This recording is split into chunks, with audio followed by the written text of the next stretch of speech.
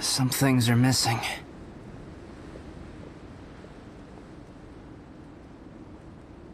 Nothing valuable, hopefully. Wait, where's Paimon's Mora?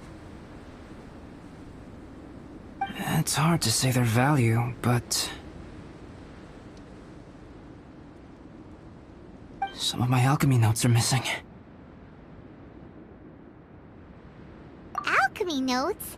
Would they fetch a high price?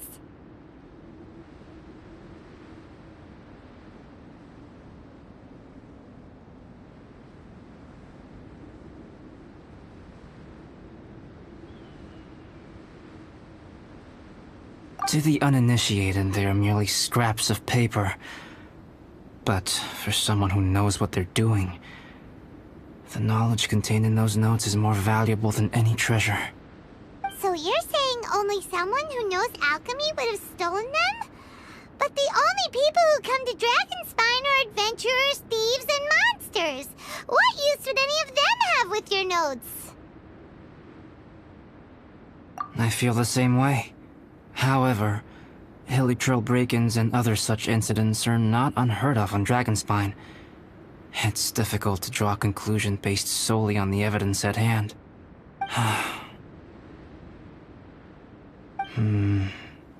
These appear to be...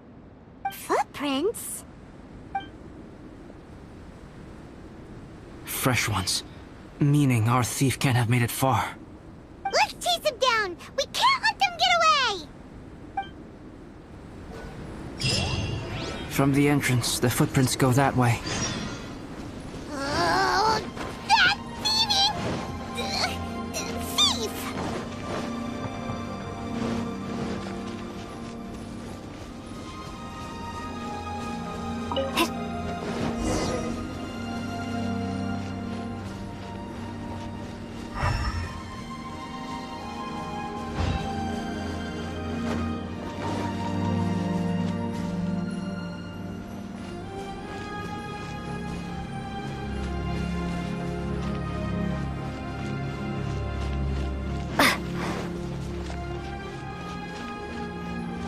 The footprints lead up there. So they scaled the cliff. Okay, after them!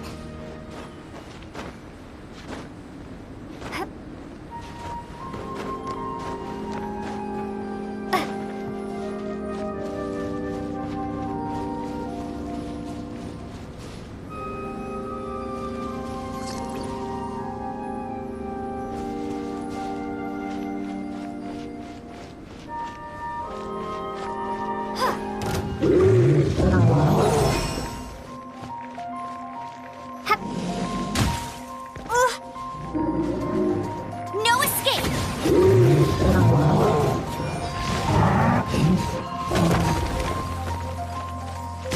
Bet you can't keep up with me!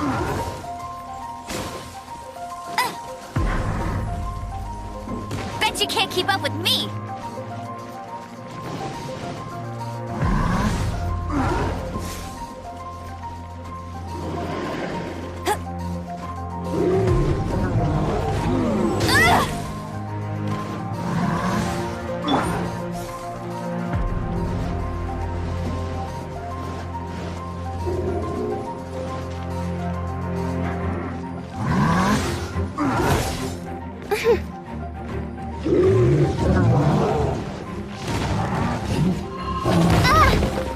Footprints on the snow are so hard to notice. So easy to lose track completely. That's why we have to hurry.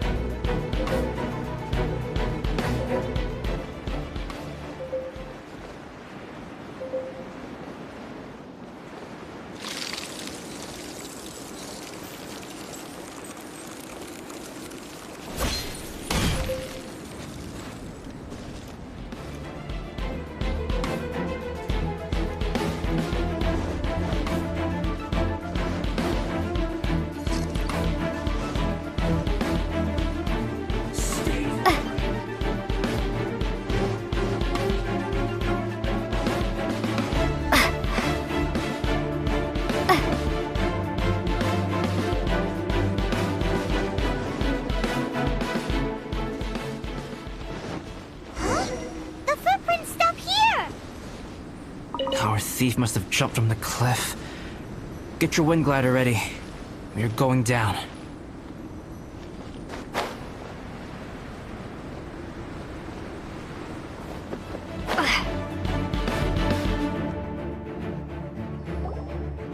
Here, more footprints. They're heading to the cavern! Ooh, we got you now! You sure can run, but you definitely can't hide! Let's go in! Wait, I have an idea. I'll go in alone. Traveler, please stay here and guard the entrance.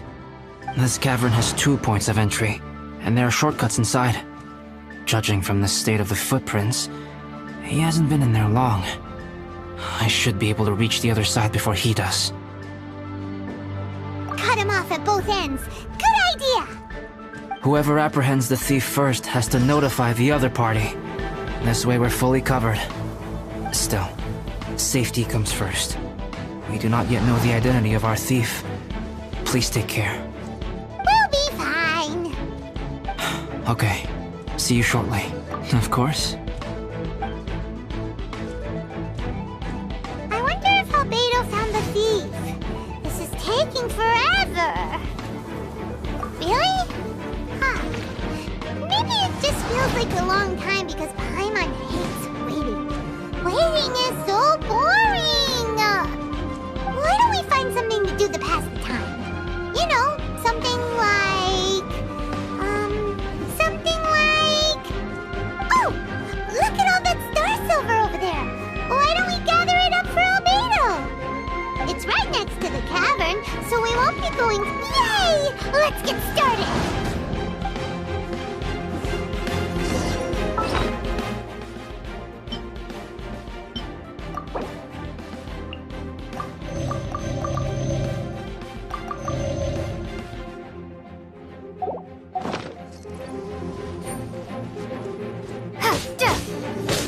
Windblade!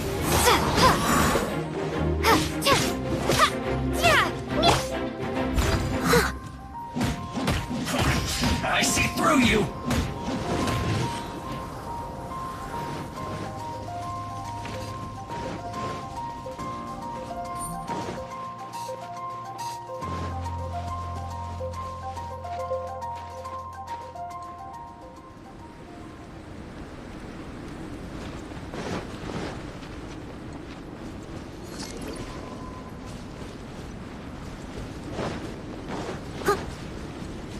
Someone needs assistance. Hey, this one's not bad!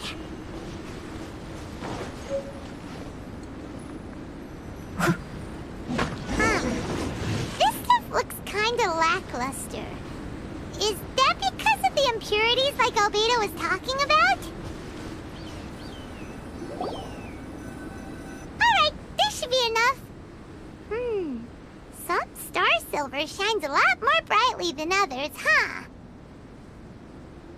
Finally, you're back! Yes.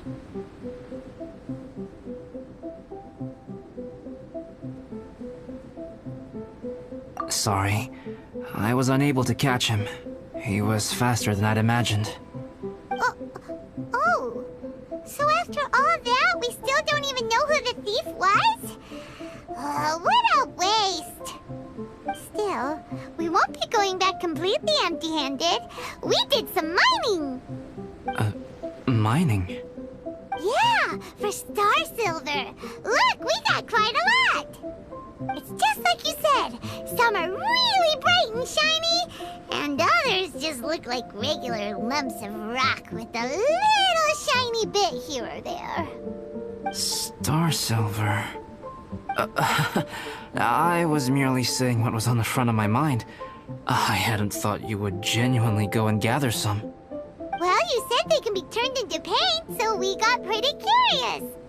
Also, if it weren't for that thief, we'd be making paint by now anyway, right? Or even painting by this point. Anyway, it's all the thief's fault for wasting our time. Yes, it's all the thief's fault. The notes mean a lot to me. I'm not quite ready to give up the search yet. Let's keep an eye out for clues as we go. Oh, just one thing. Do you want us to to bring all this ore back, or did you want to sort through and get rid of the useless bits first? There's no point in bringing the bad ones back if it'll ruin the quality of the paint. Some of them do look pretty dull to Paimon, so it doesn't seem like those will be of any use at all. Indeed. The sorting process is necessary. Humans are such practical creatures. They only want those things that are good.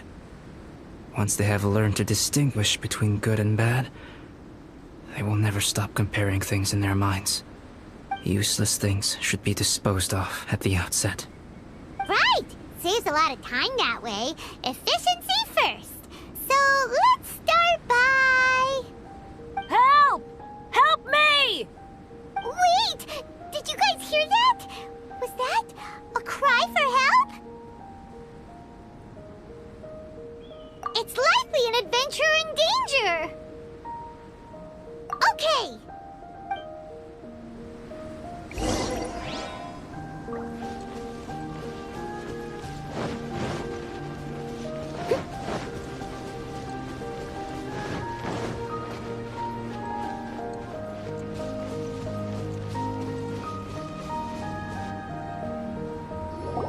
The voice was definitely coming from around here. Is anybody there? Help me! No way! Is that... Is that the Traveler in Paimon? It's me, Bennett!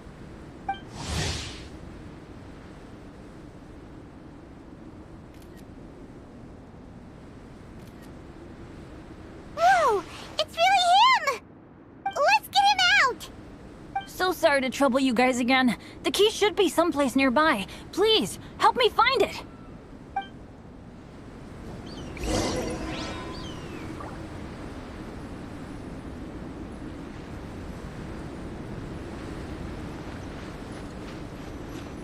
Wow, so much clutter! Oh, we're not gonna find the key here, surely! Uh-oh, we got company! Flash Frost!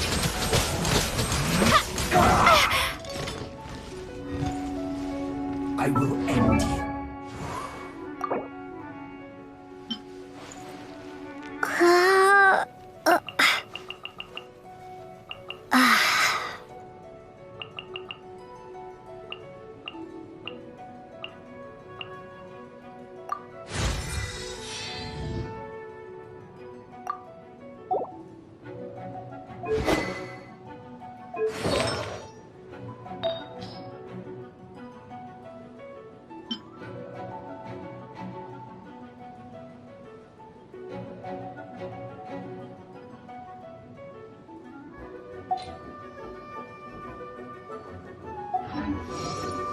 It's time for a flash reveal to the world.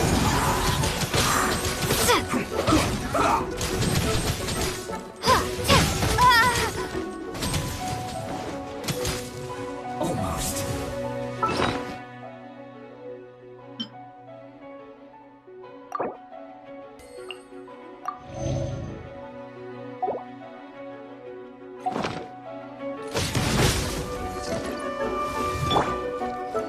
Go, Barrett Buddy!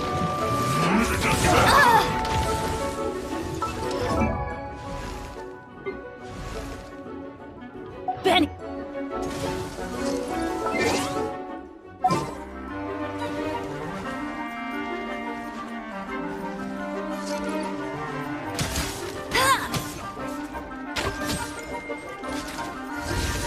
I'll race you there!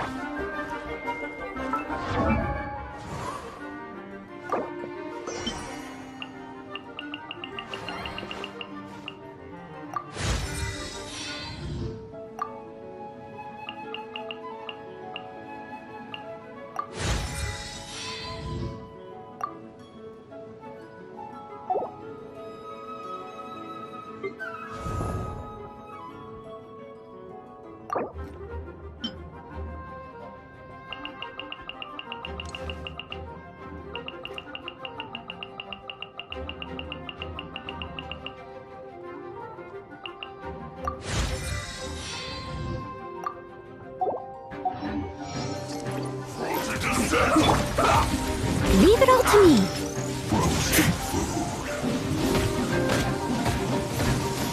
Let's end this quickly. Let's not waste time. I can patch myself up.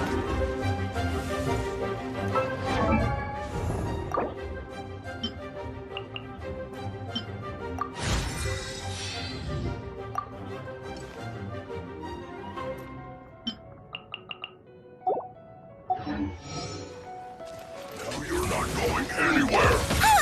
Chill to the bone. Steady as stone.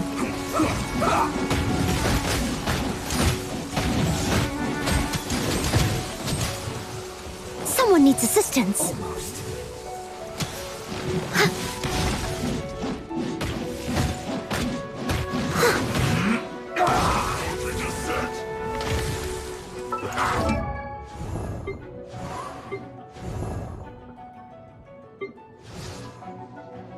I created an...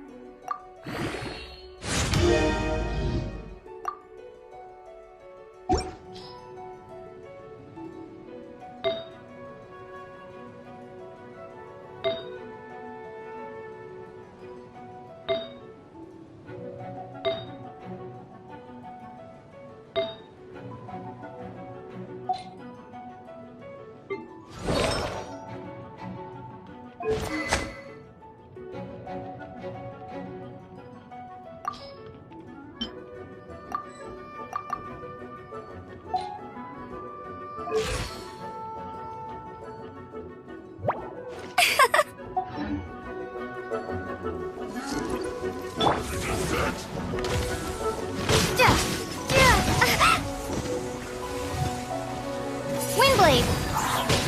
Send this quickly!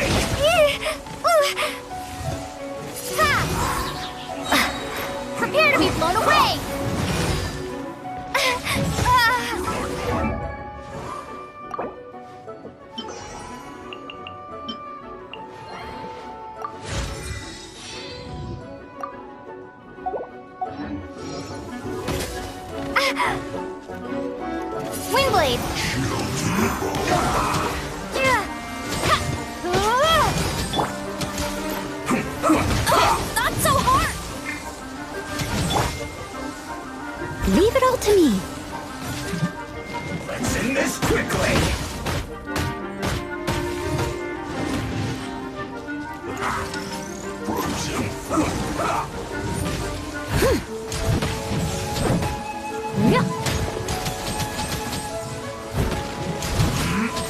was my honor to serve you.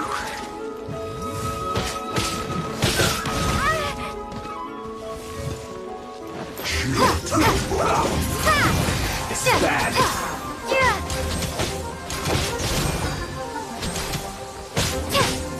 Wingblade!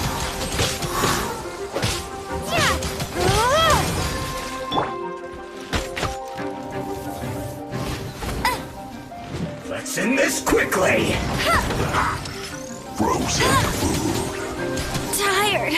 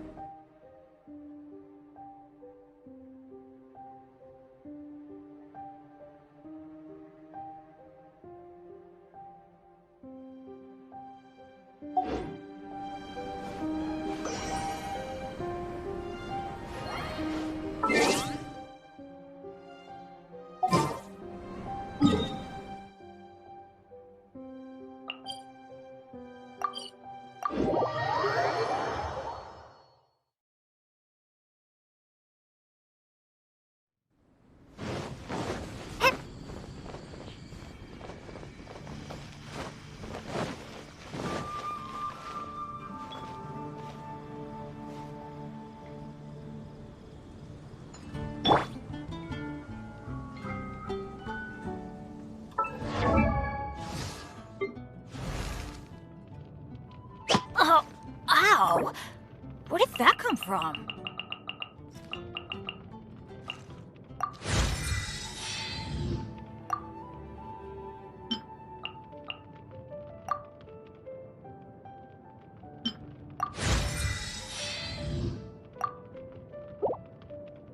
Benny's adventure team, assemble! Oh. I created another universe and founded paradise. For I, official.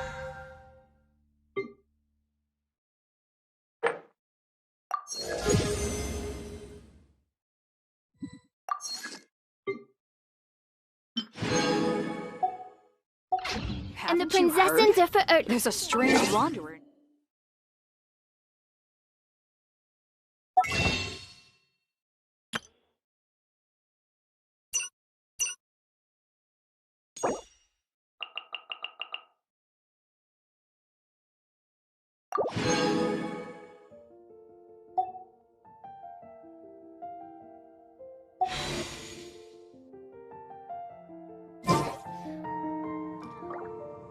Come take a look.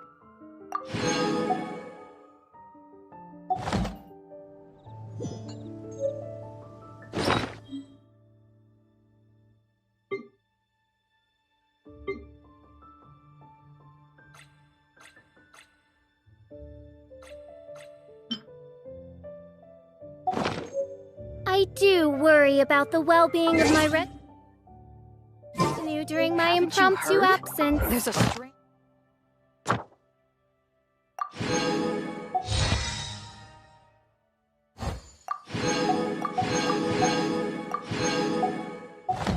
I'm sure the good people of the Adventurers Guild are absolutely fine. Spoiler.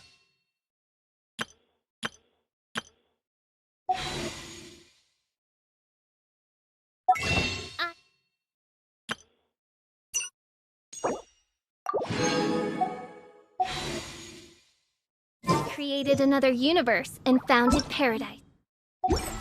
For I, official, and the princess and for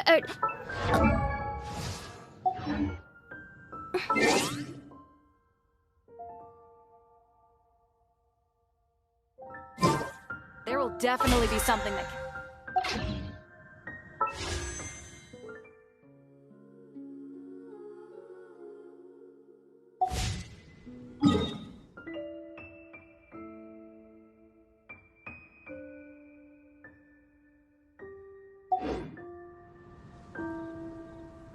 hear the voice of fate.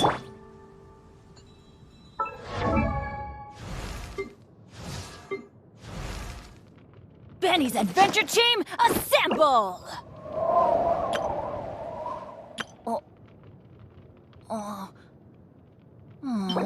Or not.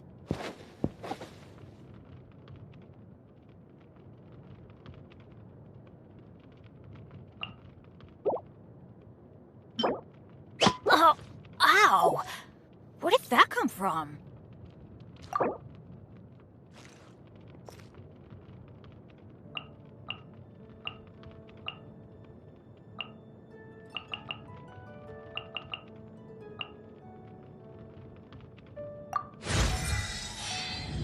Benny's adventure team, assemble!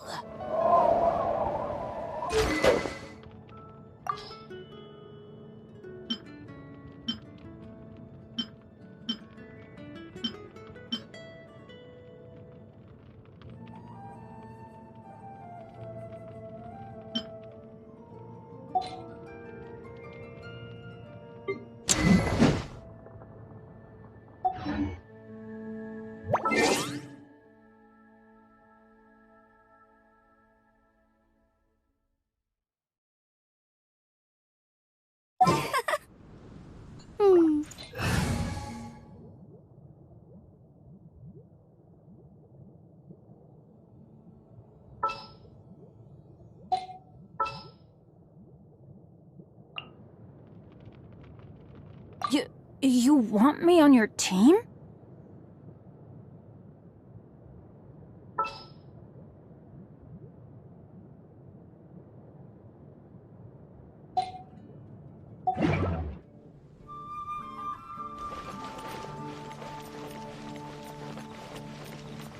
Come take a look. There will definitely be something that catches your eye.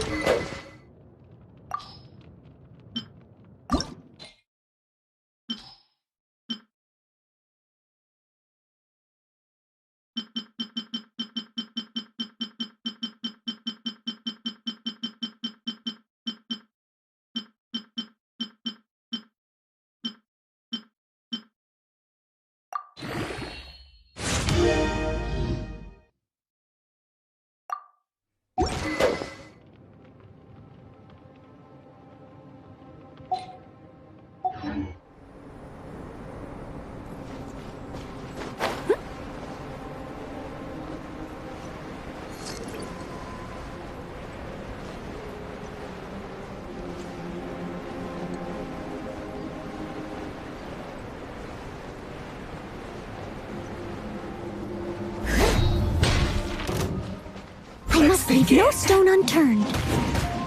Let's end this quickly. I will end you.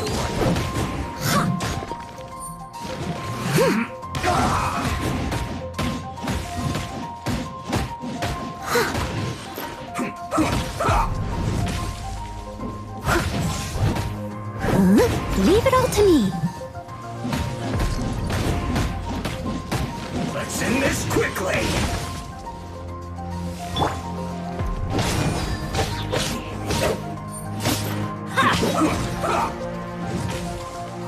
Off we go!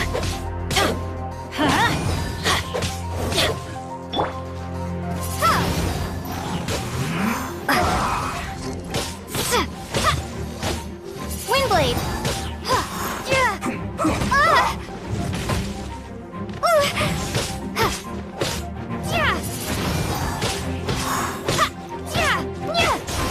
Let's end this quickly. That's cheating!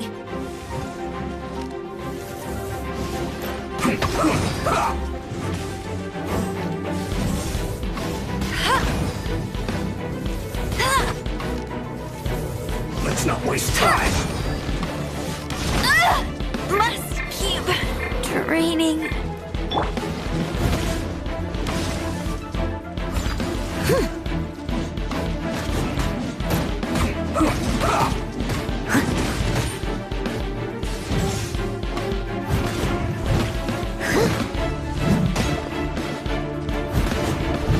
Let's end this quickly.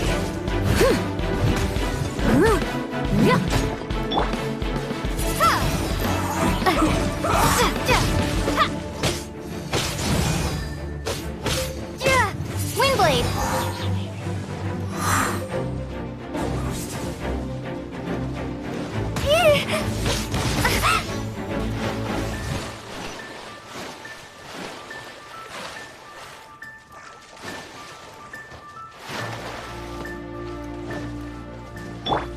I must leave no stone unturned.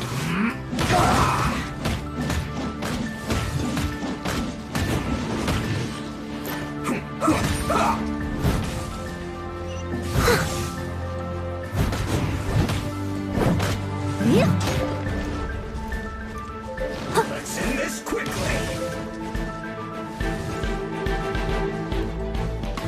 Leave it all to me.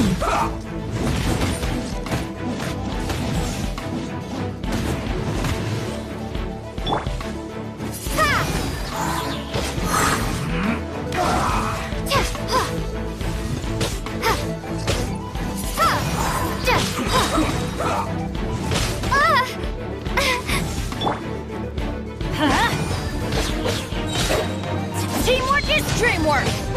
Let's end this quickly. Let's light it up! Be gone!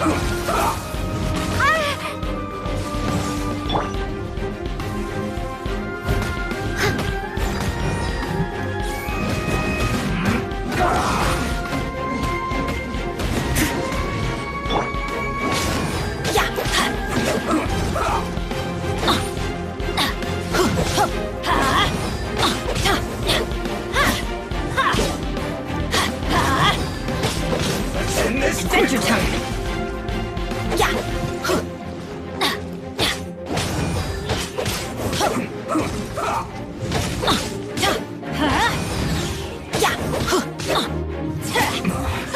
This isn't good.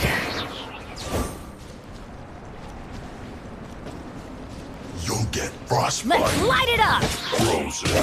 Everybody stand back! That's gonna hurt in the morning! Freshness preserved. Chill to the bone. Adventure time!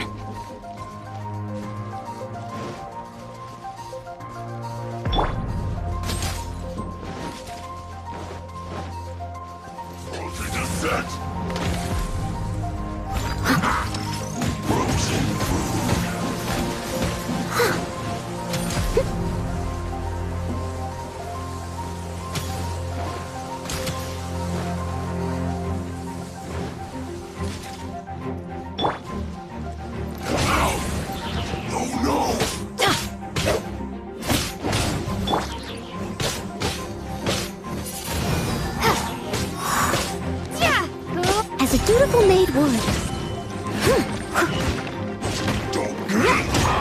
leave no stone unturned.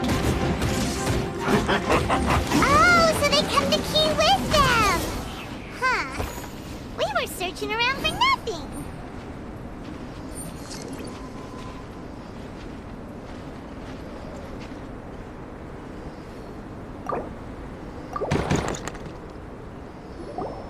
Oh, finally, I'm out. Thank you so much. If only there hadn't been rocks mixed in with the snow on the tree, it wouldn't have made me all dizzy when it fell down onto my head. And then I would have never walked into the Fatui's trap. Bennett?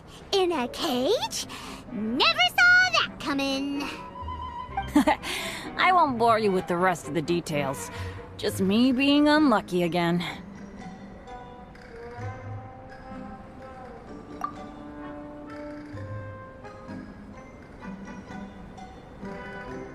Yep, taking them out was child's play. No need to thank us. You did? That's so nice of you guys. I know they were probably just following orders. But still, thanks for helping me out. So what are you doing on Dragonspine? Didn't Razor want to come with you? Did you hear about the Adventurers Guild thing? They're hosting a winter camp here. As one of their veteran adventurers, I'm here to help out the rookies. Razor's not an adventurer, and as the leader of Benny's adventure team, as well as the only actual member, I had to come on my own. But now I've been stuck here for so long, I probably missed it. Oh, I hope Cyrus doesn't get mad at me. Oh!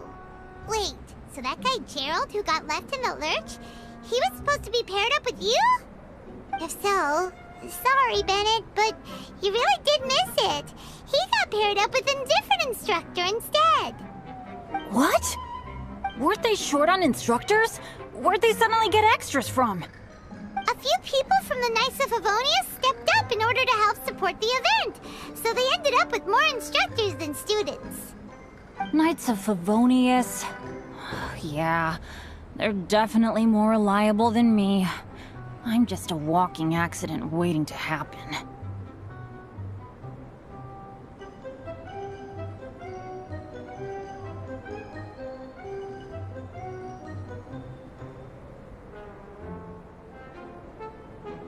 Right! Anyway, that was just the situation when we last saw them. It might have changed by now. Who knows? Maybe a whole load more rookies will have turned up to join in. Besides, after all the trouble you've gone to show up as an instructor, I'm sure Cyrus will put you to work. Really? For sure. Hey, wait a second. Where'd Albedo go? Albedo? You mean the alchemist from the Knights of Favonius? He's one of the instructors too? No, he just happened to be on Dragonspine. We were just with him, but then we heard you calling for help. He must have left us at some point after that. Could he have gone back to keep looking for clues? Let's go back to the cavern and see if he's there.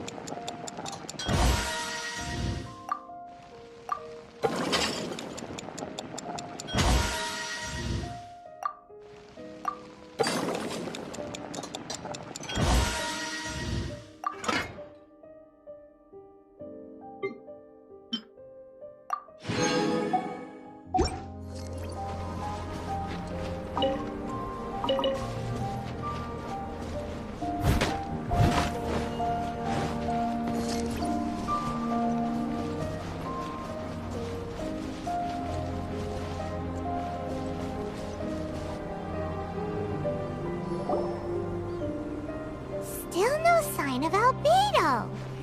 This is weird. Where has he run off to? This is great! Dragonspine's so fun today! There's so many people around. It's never usually like this. This was where we heard Bennett's cry for help, right? We heard his voice and went straight over to rescue him. Then we noticed Albedo was gone. Huh. So he just didn't feel like helping us save Bennett? Wait, what? What are you talking about? Oh, Albedo! Where the heck have you been? We've been looking for you! I should be the one to ask you that. Didn't I tell you to stay at the cavern entrance? Huh? I'm not really following who was waiting for who and who was looking for who, but first things first. I apologize, Albedo. I don't fully understand what's going on, but it seems like it's mostly my fault. No. Bennett, this is not because of you. You needn't blame yourself. Traveler, clear this up for me. What was the reason that you left the cavern entrance? Did you... There you are. Stay right there. You have a lot of explaining to do. What? Me? Huh? Eula? Aren't you supposed to be helping the new guy? Yes, that's what I would be doing, if I hadn't been interrupted by a certain someone's malicious scheming. Albedo, I saw you taking Joel towards the wasteland at the edge of Dragonspine. That place is crawling with monsters. What the devil do you think you were doing? Whoa, wait a second. What's going on? Actually, wrong question. How much stuff is going on? When I came to stop you from leading Joel any further, your first reaction was to throw the child down and attack me. When I fought back, you quickly fled. Care to explain? I see. Interesting. Interesting. Eula, it sounds like you met an imposter. Someone who was impersonating me. Impersonating you? To what end? It is difficult to draw a definitive conclusion for now. But these strange incidents do seem to be connected.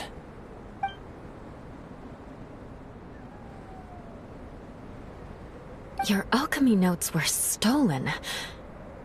Can the Traveler and Paimon testify that the three of you were together up until you entered the cavern? Yes, we can confirm that. As things stand, I don't have any reason to harm the child. Whoever you met is likely to be both the thief who stole my notes, and also an imposter. Of course, it's entirely natural for you to be skeptical of my story. I was separated from the Traveler and Paimon for a significant duration while we were pursuing the thief. My word alone cannot serve as a definitive account of my actions and whereabouts during that period. But the Traveler and Paimon can at least testify that I was not the individual who tore up the campsite or stole my notes. Albedo, do you have any enemies? Could it be one of your enemies impersonating you to get revenge on you or something? I don't have any enemies. And I'm not aware of having given anyone cause to exact vengeance upon me. There is insufficient evidence to assert what happened with any certainty at this point. Given how serious the situation is, I intend to investigate it myself, even if you decide not to pursue it any further. Eula, I won't discourage your ongoing suspicion of me if you can't believe my story. Though, naturally, I would hope you can afford me some credibility on account of our solidarity as fellow members of the Knights of Favonius. Traveler, Paimon, Bennett, if you are willing, I welcome you to monitor my activities beyond this point so that you can act as my witnesses. If I am what this imposter wants, he will come looking for me again eventually. Things can only become clearer from that point on. I'll give you the benefit of the doubt, as preposterous as your claims sound. And I will choose to believe that an imposter went after Joel, and not you. I will keep Joel safe. If you need any support with the investigation, contact myself and Amber. You have my gratitude. As far as Amber goes, I will... Eula! Eula! Where are you? Amber, we're here! Eula! Oh, and Traveler, Paimon, Albedo, and Bennett. You're all together. Great. Bennett, I'm glad I ran into you here. Cyrus was telling me you still hadn't shown up. He was getting worried you might have run into some trouble. Yeah, I ran into a little trouble. Thanks for your concern.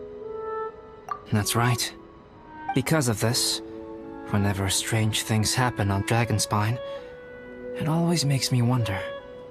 For instance, the feeling of being watched that you described, as well as the sounds you heard, and the one impersonating me that Eula met.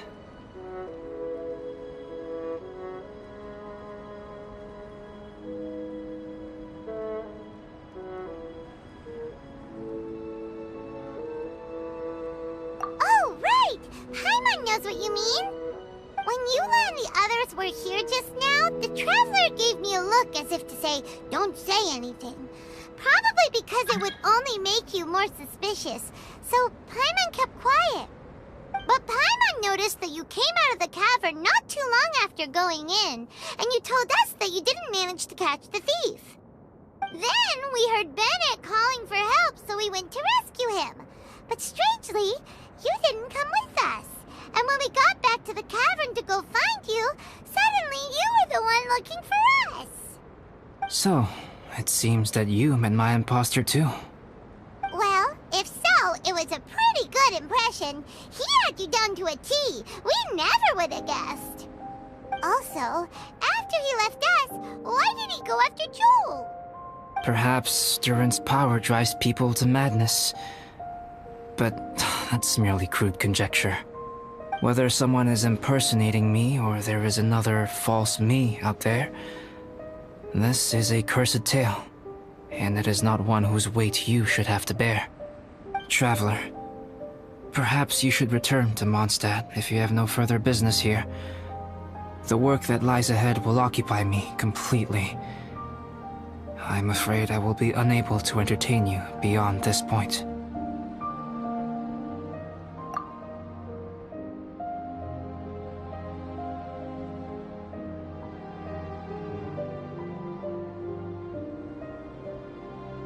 Yeah, we're Dragonspine veterans by now. If there's something really bad going on, we can't just leave you here to deal with it on your own. That wouldn't be very nice now, would it? Besides, there's no one else in Mondstadt that you can talk to about this. Sucrose and Timaeus don't know your secret. Yeah, don't push us away at a time like this. All right, thank you. You were intending to participate in that winter camp, if I recall correctly. That could serve as an excellent pretext for you to remain on the mountain. In that case, please join in the activities of the Adventurers Guild as planned. And be on the lookout for any leads while you're at it. If anyone sees me, or someone like me... We'll be sure to pass the info straight on to you. Good. Then we're agreed. Okay, let's split up to look for clues. Then meet back here at this camp in a few days' time. Sounds good to me. But please, whatever happens, put your safety first at all times.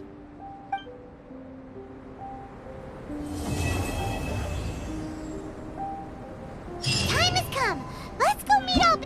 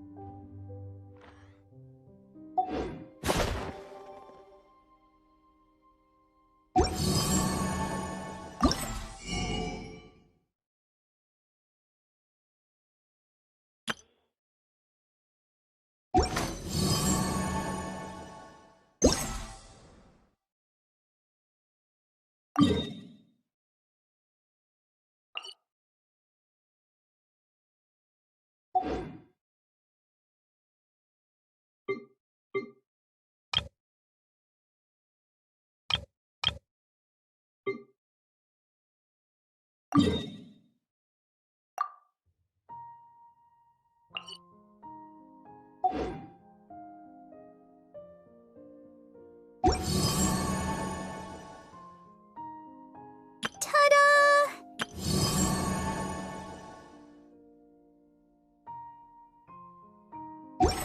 You seem tired. Would you like some tea? I'll brew you some. Do you take sugar? 1 cube or 2?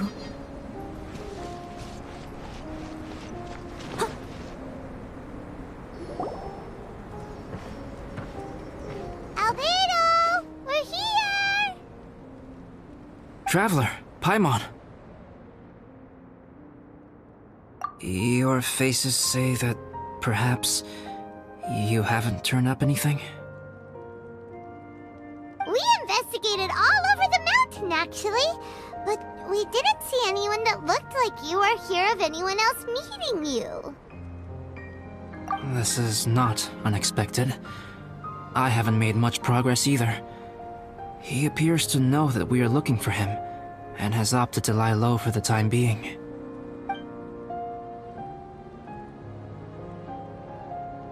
Still, there is one thing I found.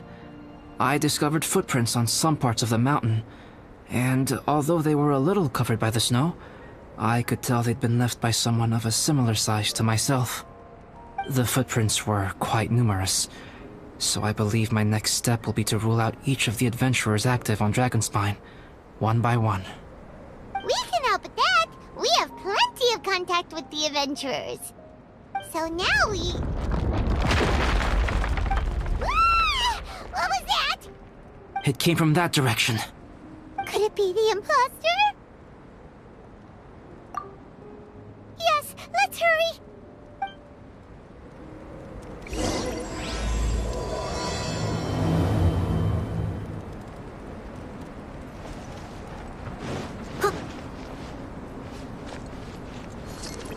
I'll catch up. Fox? And what are these boars also doing here?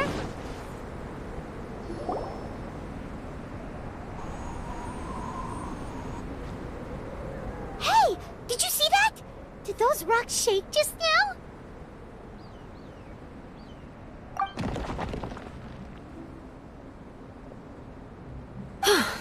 That was most unfortunate. What are you guys doing here?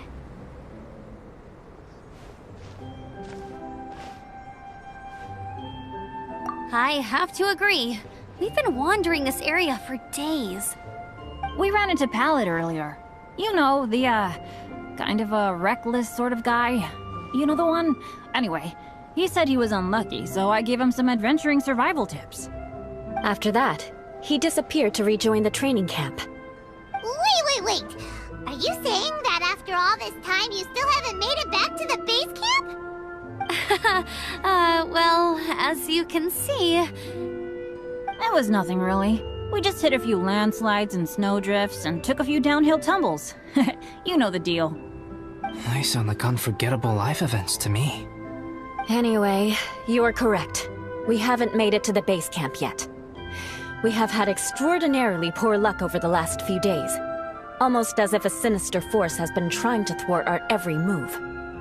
Fortunately, I made advance arrangements for Gerald to remain in a safe location and conduct some basic physical training exercises. I'm sorry. I'm the one to blame for all this. I've always had bad luck and it always rubs off on everyone around me. Sorry to create so much extra trouble for everyone. I don't know what to say. Maybe this is the awesome power of fate. The scary kind, I mean.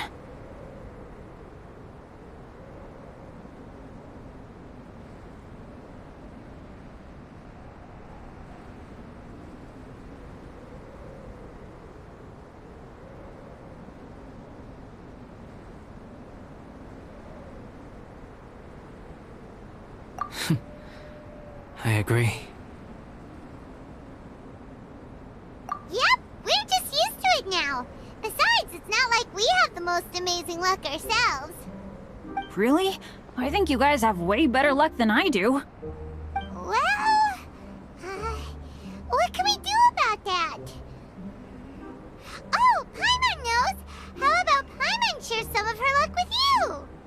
You're welcome to a bit of mine too. Although if the last few days are anything to go by, it seems in pretty short supply at the moment.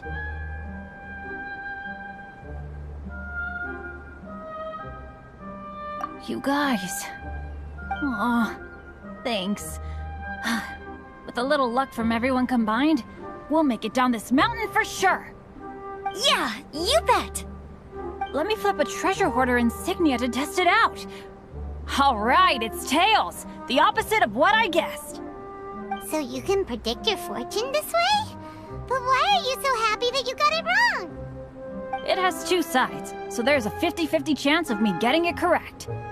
Luck all comes down to probability, too. So as long as I use up all the bad luck, everything else will go smoothly. Guessing wrong when I flip an insignia is one way to use up some of the bad luck. So the probability of having some good luck in the near future just got a little higher.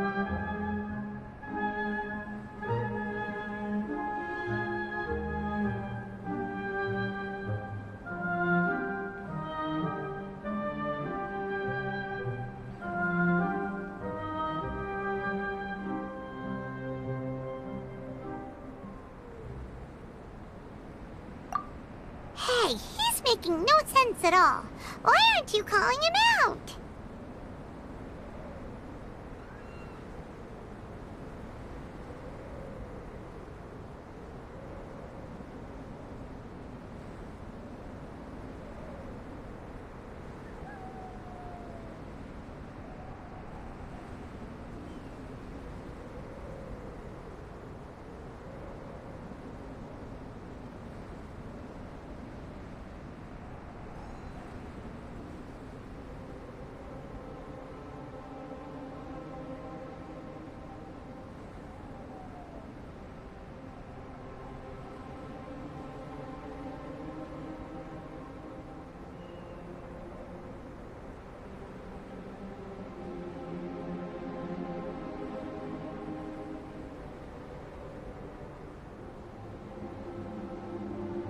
Guys, I guessed wrong in my insignia flip, which means we should be able to make it back to camp.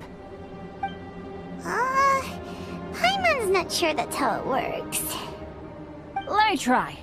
It's this way, right? Oh, oh, oh! Oh! Ow! My butt! What is this shard of ice doing here? What? How truly miraculous. This is a miracle of misfortune. I don't usually believe in luck, but Bennett makes the best case for it I've ever seen. Amber, if you are ever required to partner with Bennett in your future work and you encounter anything like this again, do not take any rash action. Wait for me and I will come to support you. Huh? Yes, of course.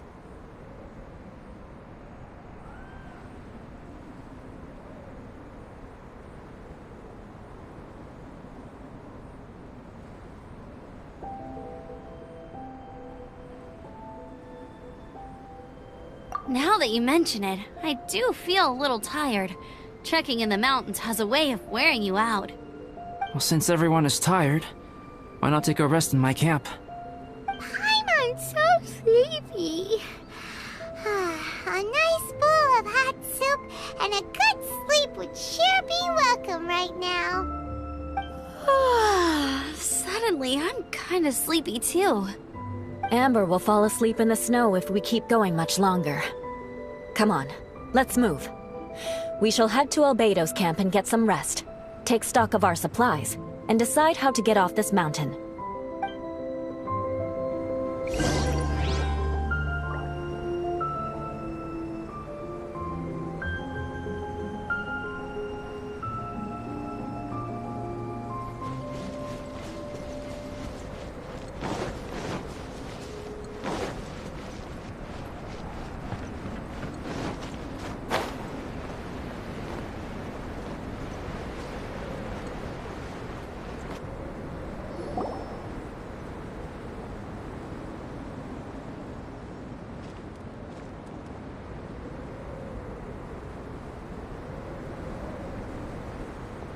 Here we are. Make yourselves comfortable.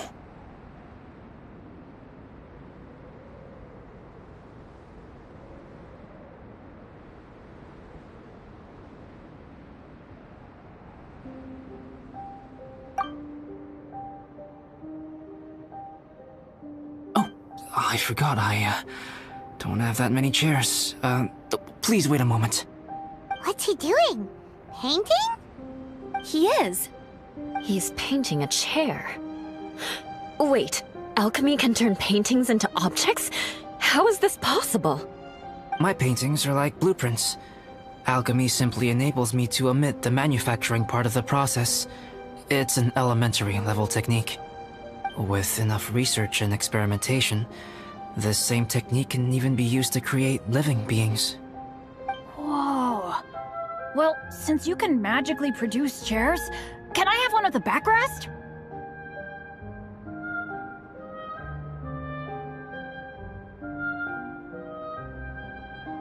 No problem.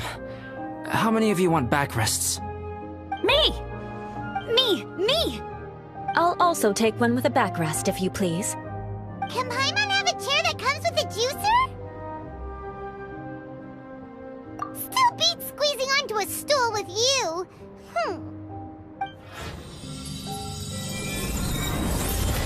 Cool, we have chairs now! This is so comfortable! Makes me want to stay the night here. You're very welcome to stay overnight if you wish. There's still some time before dinner. Get some rest, everyone. I'll tend the stove. Hey now, we can't be letting you do all the work. I can help. Please, put me to work.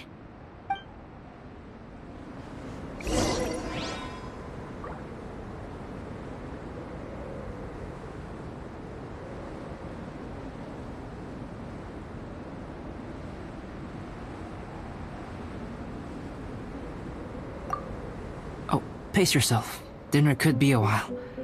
I still have a few things to prepare.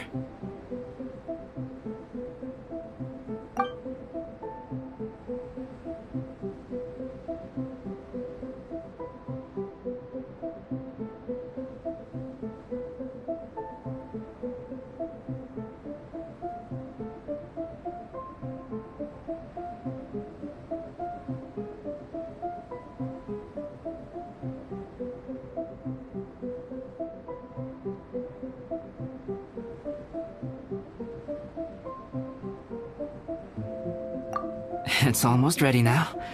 Traveler, please light the campfire and gather everyone for dinner.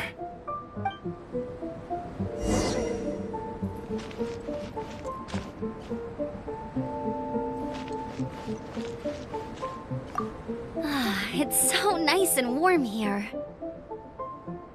Sure thing. Bet you're...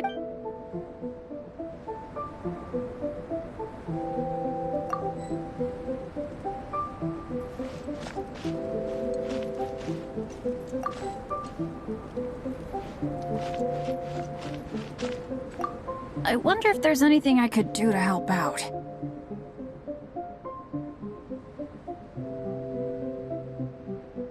Oh, you mean Gerald? I heard that Eula developed a whole training program for him. He might be new, but I bet he'll improve pretty quickly with a mentor like that. Okay, cool.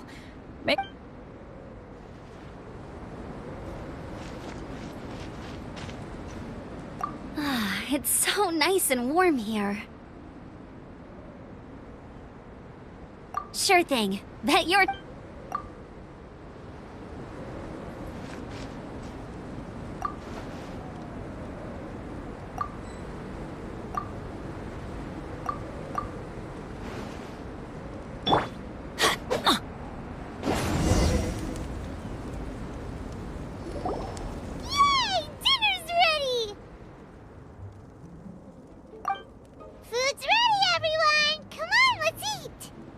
I made a few dishes based on some popular Mondstadt recipes. This is no good hunter, but there should be enough to go around. Please, help yourselves. Wow, smells great. Don't mind if I do. Wait, don't steal all the fried vegetables. Leave some for me. Hey!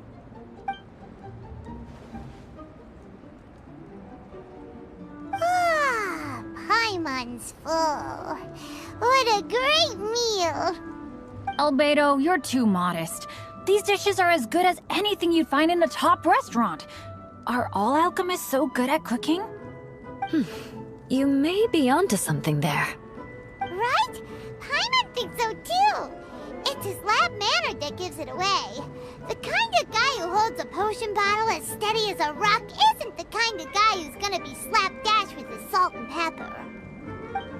Actually, that makes a lot of sense.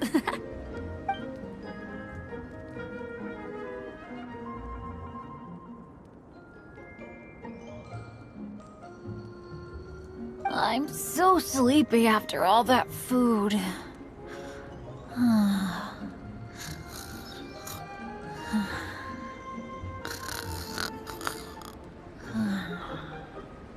Did Bennett fall asleep sitting up? He must be totally wiped out. The way he's sleeping is so alert. I'm impressed.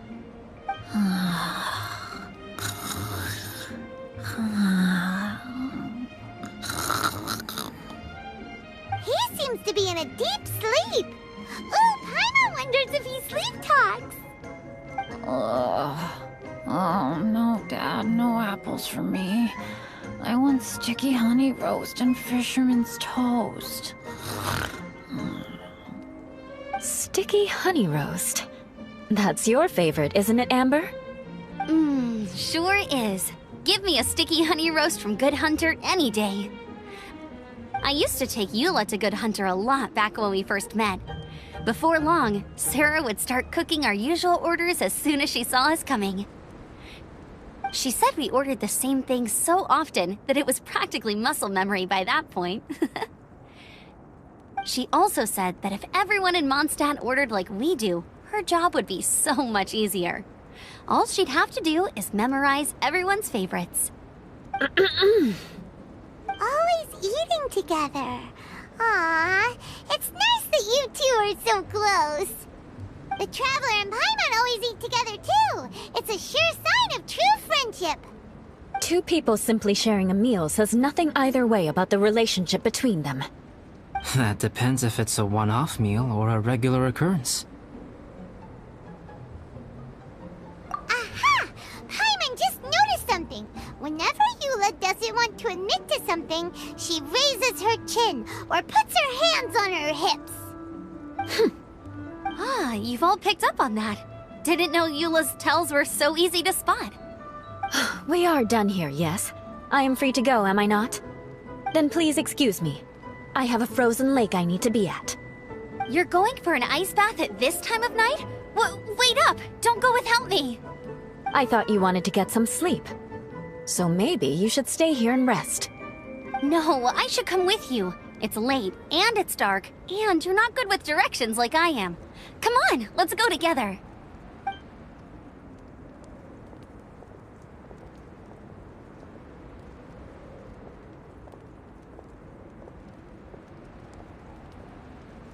An ice bath?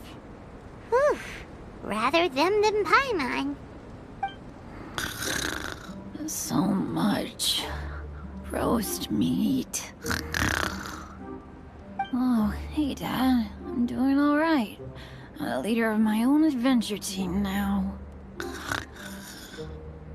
Wow. Bennett really is a sleep talker.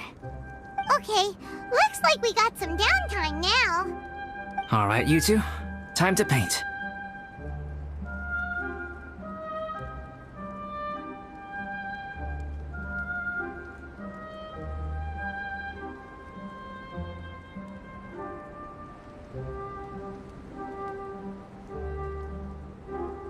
Have you decided what to paint? Like you even need to ask. It's obviously going to be Paimon.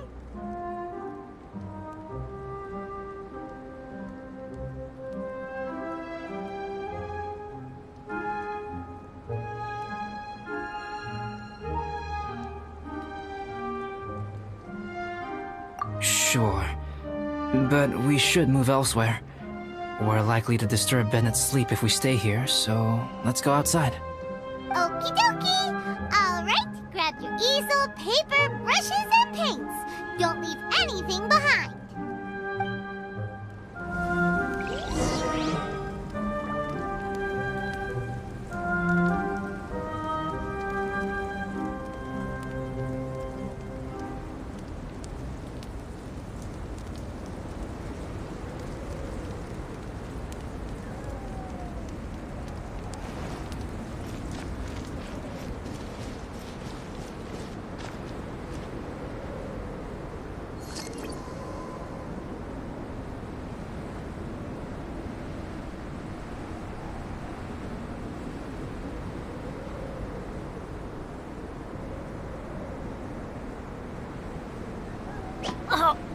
Wow!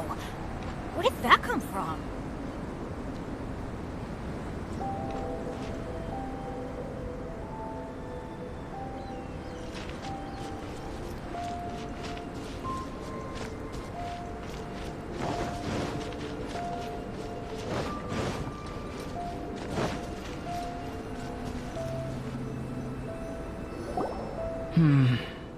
Let's paint here. Allow Paimon to adopt an elegant pose for your artistic reference. Hey! What's that look for? Cut the attitude and start putting your perfect Paimon down on the page. You better take this seriously, because this is going on Paimon's wall.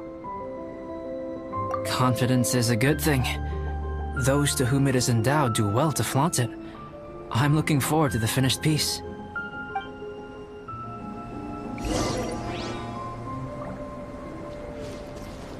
Off we go! Alright, let's start with the head. Now, in your mind's eye, what is written on Paimon's face?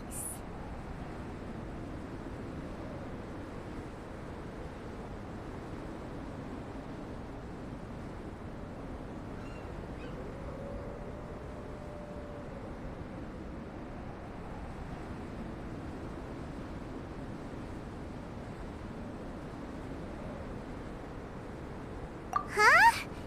Is that how Paimon really looks to you?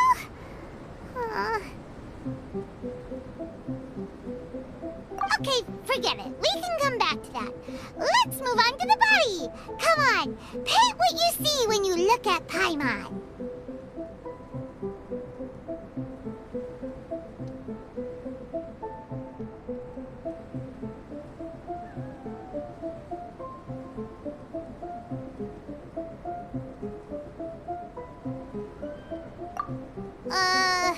Paimon's starting to feel like this is not going to turn out so great. Now Paimon's getting nervous. Let me see. Let Paimon see. What is that? Why how could... Paimon is lost for words. The brushwork is smooth and the composition seems professional quality. You had no problems there. So what the heck happened with the face, huh? Explain that stupid expression! Explain it! Smooth, professional quality? And those eyes! Those boring, lifeless eyes! Where's the soul? Traveler? Have you previously received any education in the fine arts?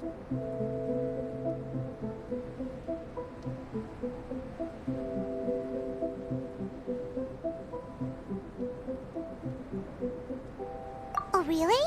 So it's just a hobby then? Oh, well, that sure explains a lot. There's no way you would have made Paimon look like this if you'd had any amount of formal training. Fascinating. Paimon, if this is not to your liking, I can make a few amendments. Traveler, what do you think?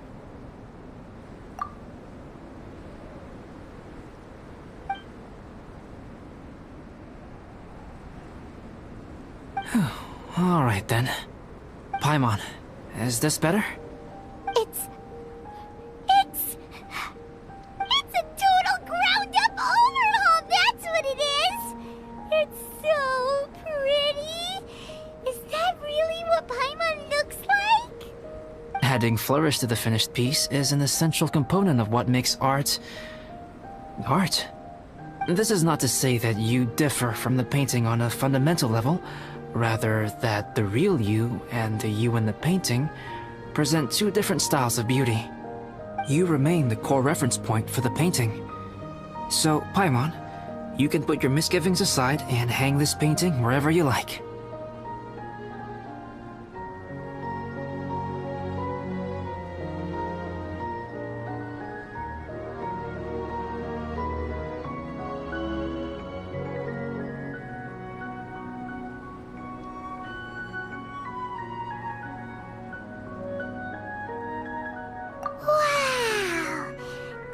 Albedo. Oh, I merely added a flourish here and there. You should be thanking the Traveler. In truth, ground-up overhaul is more or less an accurate description. The more Paimon looks at it, the more she likes it. Great! Paimon has a portrait painting. Paimon's gonna show this off to everyone. It's nothing. I can paint you next time, if you'd like. You can hang it in your home as a souvenir. I rarely entertain so many guests at my camp. It's lively. A little noisy, even. But I don't dislike it. Liveliness is a rare thing here on Dragonspine. Ah, it's a new day! Let's go meet up with everyone.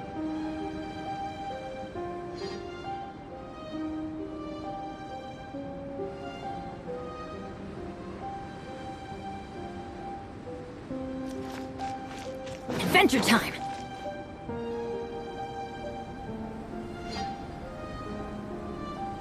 Hey, good morning!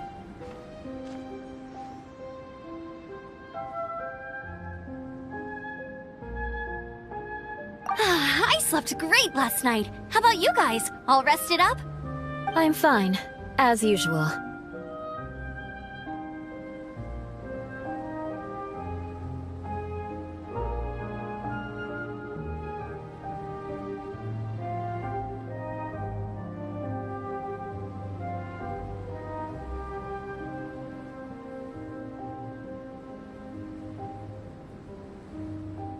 The path down the mountain is easier to follow in the daylight. Let's take this chance to head down to the base camp. Let's go! If we make good time, maybe we can all get lunch together.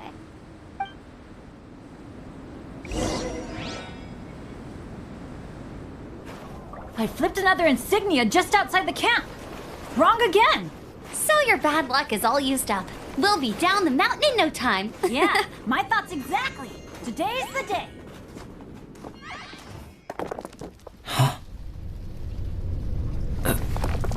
Oh no! Avalanche! Look out!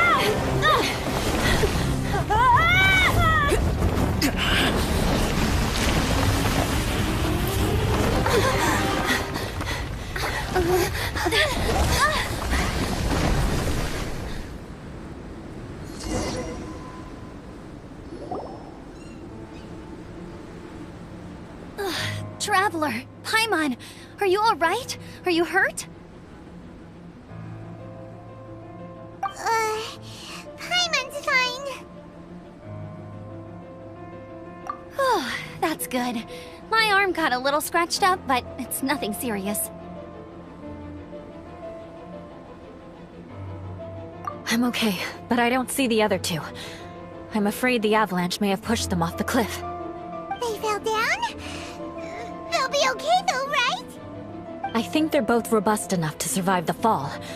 But if the falling debris knocked them unconscious, and they're lying there in the freezing cold, we have to get down there and rescue them, immediately.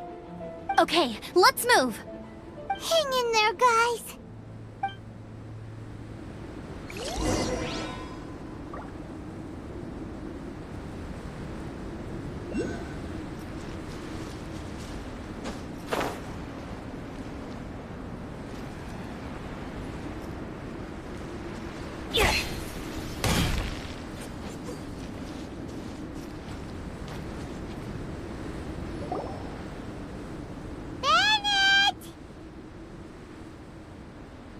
Bennett, are you okay? Shout if you can hear me! Bennett! A voice! Over there! Bennett, is that you? Guys, I'm over here. Are you alright? Are you hurt? Let me check. I'm a little dizzy, but I'm not in any pain. I don't think I'm injured. Thank goodness. Scared the life out of me. If you're dizzy, sit and rest for a while. It's fine, really. This kind of thing happens all the time. I'll be fine. Thank you. Wait, where's Albedo? Isn't he with you guys? We thought he fell off the cliff with you. He still hasn't shown up? We found Bennett here, so Albedo can't be far away. Keep searching this area. Got it!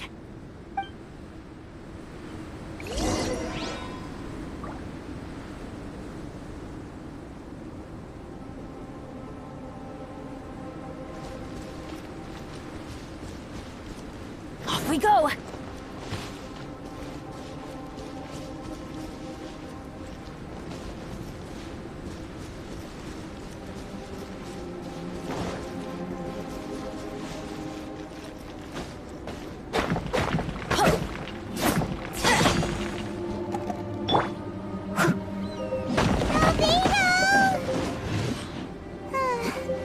No response. Are we definitely looking in the right place?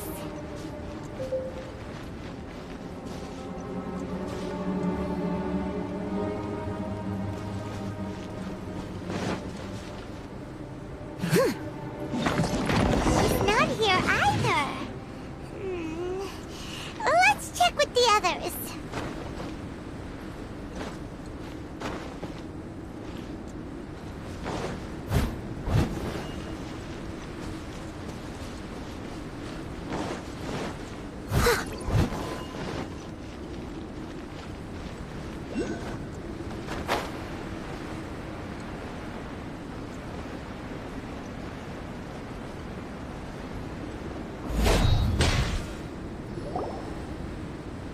Well, any sign of him?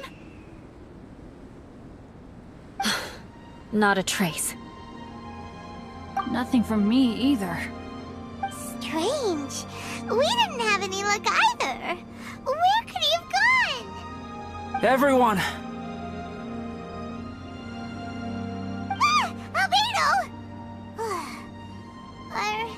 Are you okay?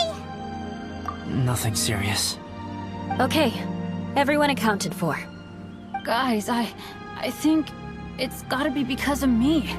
The avalanche only happened because I'm here. I guess flipping a treasure hoarder insignia isn't gonna change my luck after all. No wonder no one wants to go adventuring with me.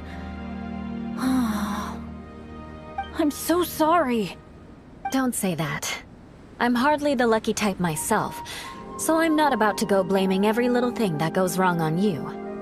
Exactly. Besides, Dragonspine is a dangerous place. Avalanches literally come with the territory. Bad luck has nothing to do with it, okay? Traveler, what's wrong? Your face looks... Oh no, did you get hit on the head? Phew. Everyone, the incident is behind us now. We should keep moving. Why do I feel that Dragonspine has become more dangerous than it used to be? I hope it's just my imagination. Our top priority now is to get off the mountain and regroup with the adventurers. Whatever further dangers this mountain has to throw at us, we must face them together. Agreed. Guys, keep your eyes peeled and watch your step. Careful does it.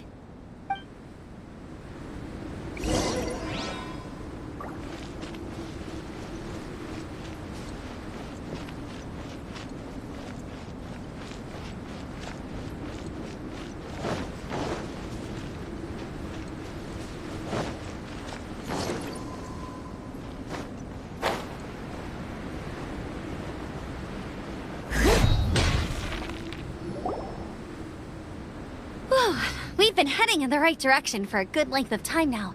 We must be getting close. I can feel it. Victory is in sight! Hooray! As soon as we get to base camp, Paimon wants a bowl of hot soup and some barbecued meat. I hope we can all get there safely. No more incidents, please.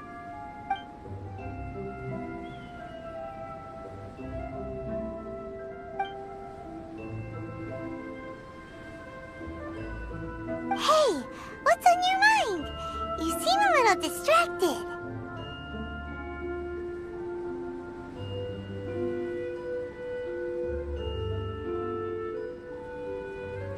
Something's up, isn't it? Are you hungry? Cold? Shall Paimon hug your head to warm you up? I don't think I've spent so much time on Dragonspine before. It sure is cold, but the view is amazing. Isn't it, Eula? Eula? Sorry, I wasn't listening. What did you say? I was just thinking, whenever I've met up with you at Dragonspine in the past, we always stick to the same few spots. It's much more vast and beautiful here than I realized. If it were a little warmer and a little safer, I bet this place would be bustling with visitors.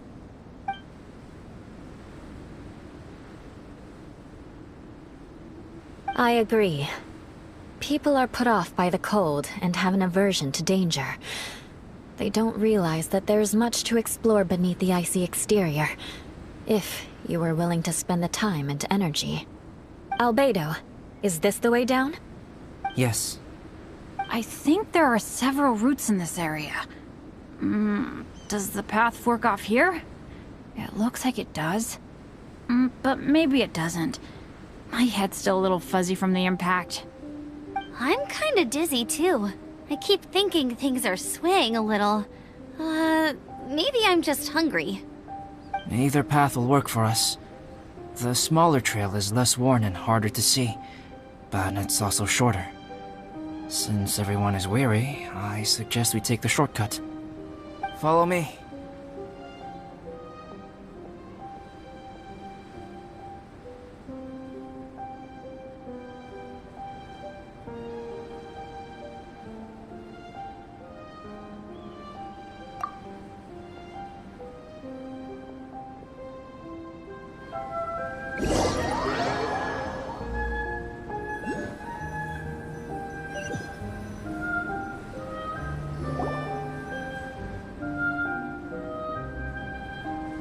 Wait.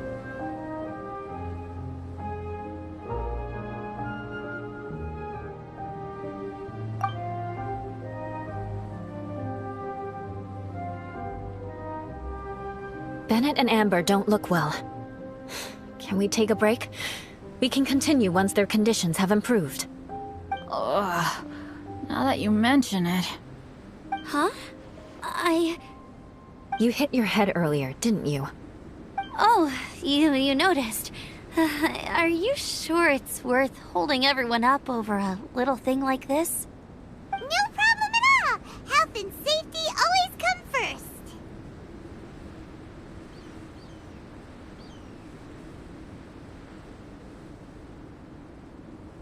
Okay, sorry for this. Thank you. Yeah. Thank you.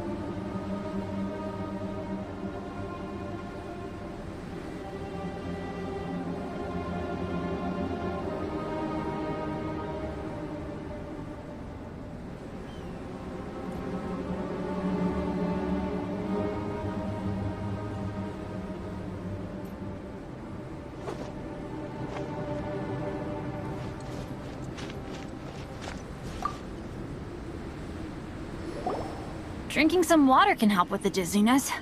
Oh, and lying flat on your back helps too. Thank you, Bennett. Seems like you really know your stuff. Well, when life gives you lemons. Bennett, weren't you feeling dizzy too?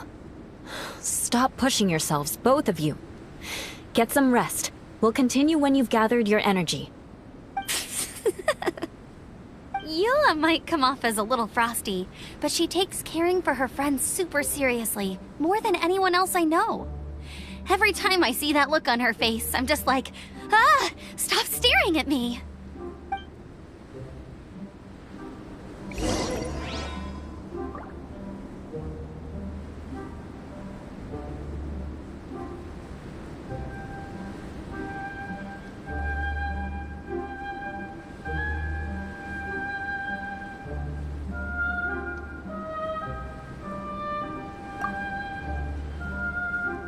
Traveler, I know what that look means. What's on your mind?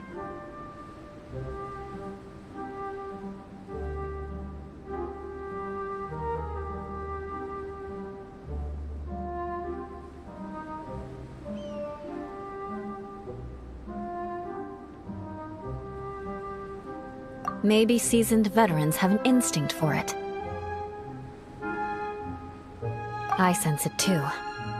Something seems to have changed, but I can't confirm for sure. It could be difficult to verify.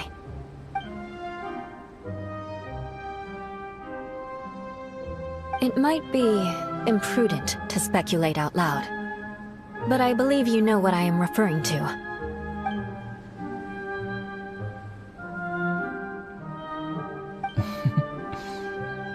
Traveler, I think...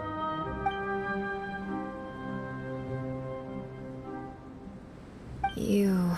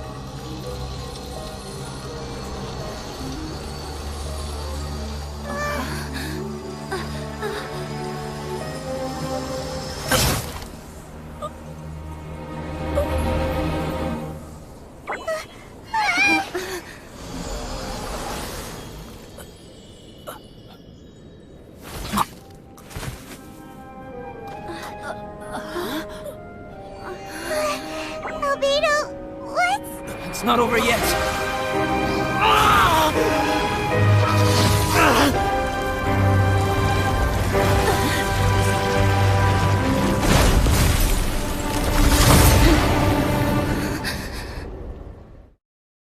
Brace yourselves. This'll be a challenge. Stay back! I'm going to cut this weed down to size!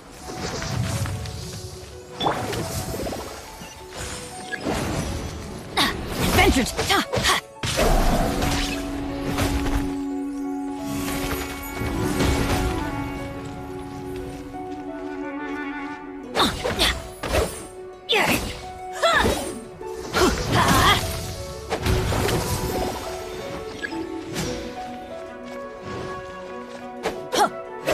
Let's light it up! Don't worry, I got this.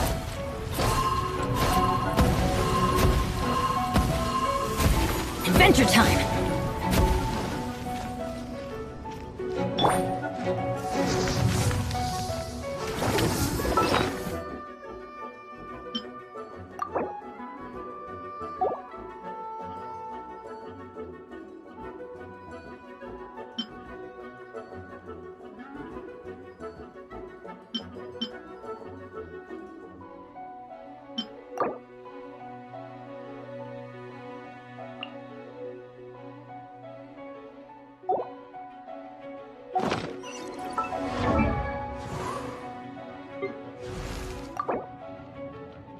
Oh, ow! Where did that come from?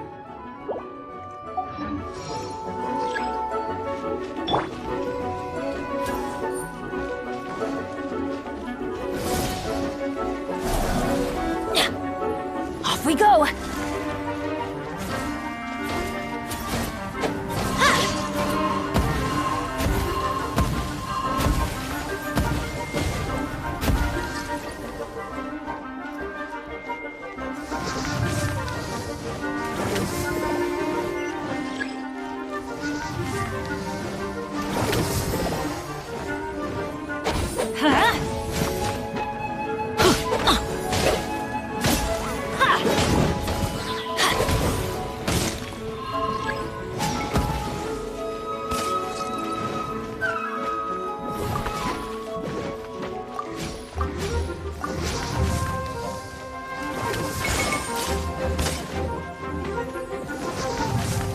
worry.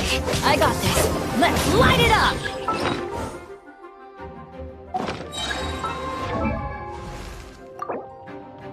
Oh, ow! Where did that come from?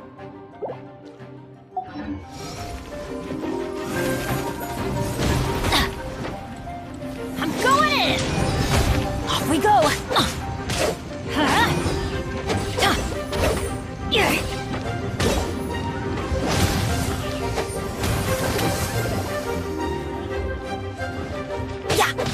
Let's light it up! Windblade!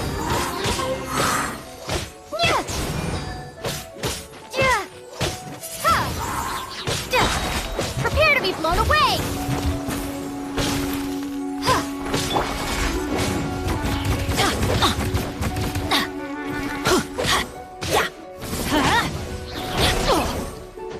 Adventure time!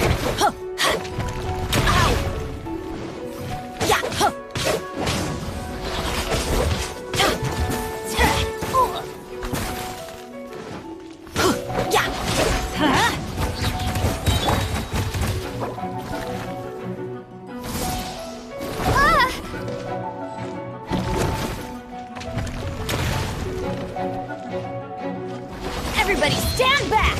Why do they never miss? Windblade!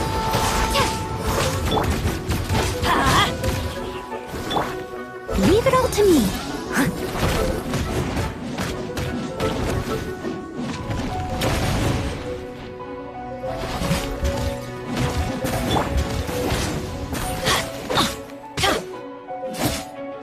Off we go!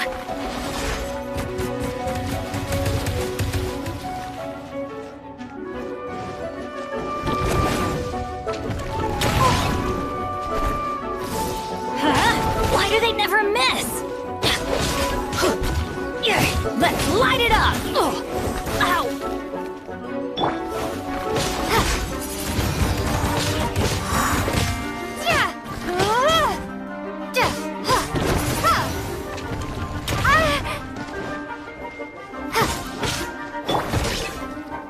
Adventure time!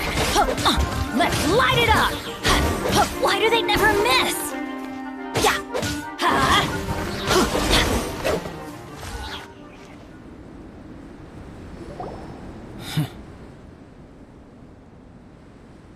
What in the world was that thing? One moment it was human, the next it was a plant! Is everyone alright? We're fine. But can you please tell us what's going on? I don't understand. I take it this monster is whom I had the pleasure of meeting last time. Correct. As you might have guessed, this is a mutated whopper flower. An extremely rare kind. But can whopper flowers turn into humans? Not typically, but conditions on Dragonspine are far from typical. Perhaps the dragon's blood seeped into the land, then was passed to the monsters via the ley lines, accelerating their rate of mutation. How could that happen? This mountain is home to the remains of Durin, the venomous dragon. If there is anywhere in the world one might expect life to do unfathomable things, it would most likely be here. Durin was an artificially created life form. Its existence is nothing short of a miracle, and proof of countless possibilities. In other words, this mountain we stand on is a cradle of life's profoundest mysteries. A vast and terrifying hotbed of possibilities. The avalanche. It must have been the work of this imposter. Agreed. All the other troubles you faced on the way down could also have been its handiwork. My guess is that it was targeting everyone that I've had contact with. Right, I forgot all about that. It's not inconceivable. But what was its purpose? Was it just trying to get rid of us? I have a preliminary hypothesis on this.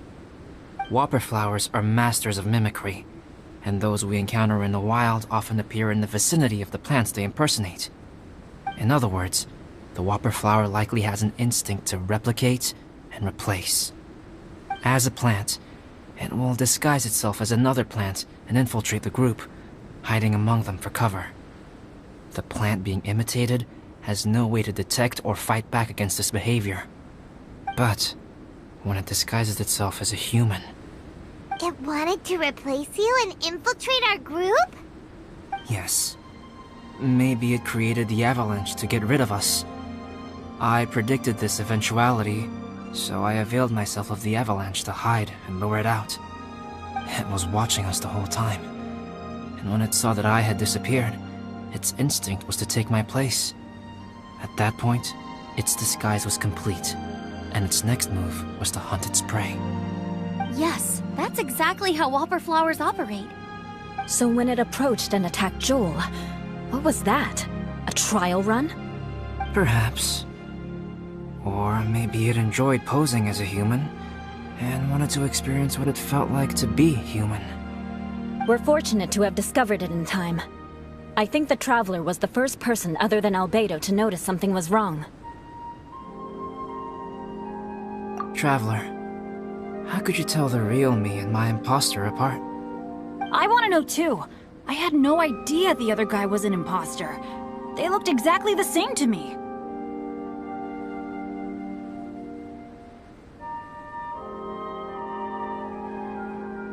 I see. It goes to show how difficult it is to impersonate a human. This mutant whopper flower tried its best to replicate the original exactly, but still managed to miss some details. Unbelievable. To think that Dragonspine creates such terrifying possibilities.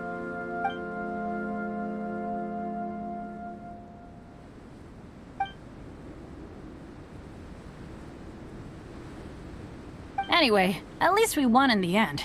It looks like my method did work after all. I used up all the bad luck, and the good luck finally came through. About that. If you're referring to having fallen down the mountain and avoided injury, well, that's because I was secretly protecting you. Huh? Well, that still counts as good luck to me. Yes, that's not an unreasonable way of looking at it. Okay. We've been delayed long enough. Time to move on. Yeah, let's go!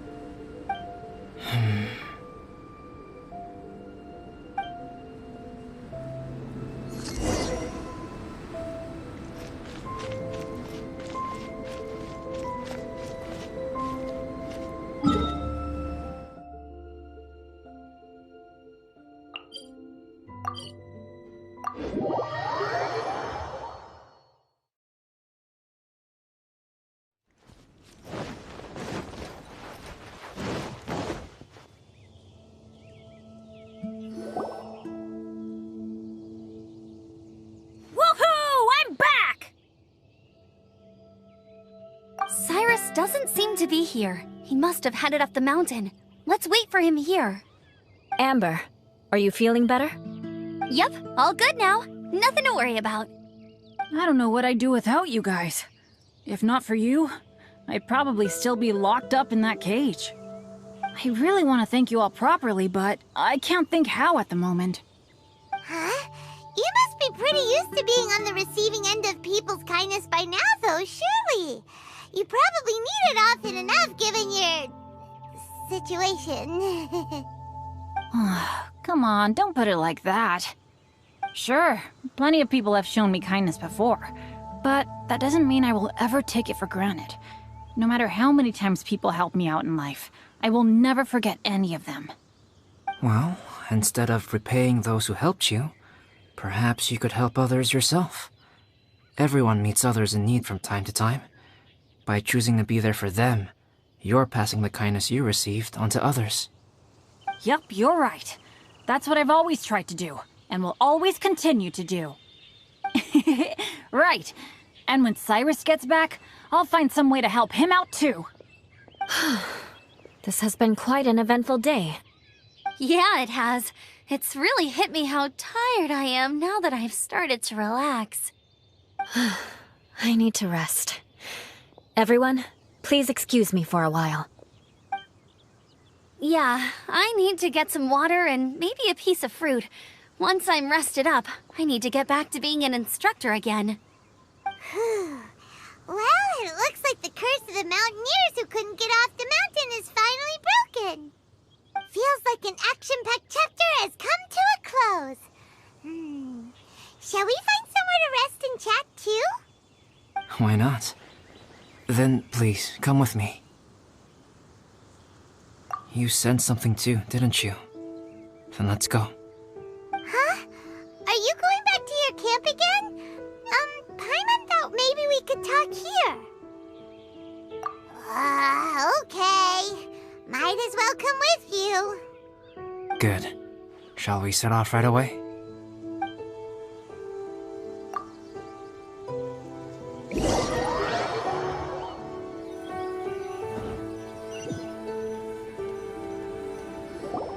Sorry for bringing you back here once again. Some topics are best discussed in private. Is this about the imposter? That's right. I have to say, Traveler, I'm very surprised you noticed the difference between me and the imposter. Yes, this mark. Perhaps it's where it all began. Ooh, sounds like the beginning of a big story. Keep going. Well, I can't deny that what I'm about to say does sound like something from a children's storybook. So, what do you think this diamond-shaped mark means? A tattoo? A crest? Something else? No. Consider it a birthmark. Have you ever seen an intricate glass ornament and wondered how it was made? Well, one method for crafting with glass is a technique known as glassblowing. Glassblowing is not a widely known art in Teyvat. For this reason, glassware made in this way is usually very expensive. As the name implies, glassblowing involves blowing air into a hole, much like blowing up a balloon. This type of glassware is known for having a pontal mark at the point where the blowpipe was inserted, where the hole was sealed at the very end. This mark is a sign that the item was crafted by a human hand. Sounds kind of amazing. It is a wondrous and beautiful art form. Alice says that these marks are seen as proof of the maker's fine handiwork, the only flaw in an otherwise perfect work of art. My mark is something similar to this. The difference between synthetic and natural life lies in the directional flow of the life force. The energy of a natural life form flows out from within. That's why flower buds bloom and curled leaves unfold. And it's the very reason we watch and wonder at blossoming flowers. Creating life artificially, on the other hand, involves, to a certain extent, the introduction of an external source of energy into the embryonic life form. When the hole where the life force was infused is sealed at the end, it leaves a mark not dissimilar to the pontal mark in blown glasswares. The alchemical substance drips and spreads out in all directions, resulting in this rather ingenious diamond shape. Wow! So that's where it came from. This mark is a sign of my artificial origins, and proof of my imperfection as a human. I presume that the impostor intentionally avoided replicating this mark, so as not to become less than perfect himself.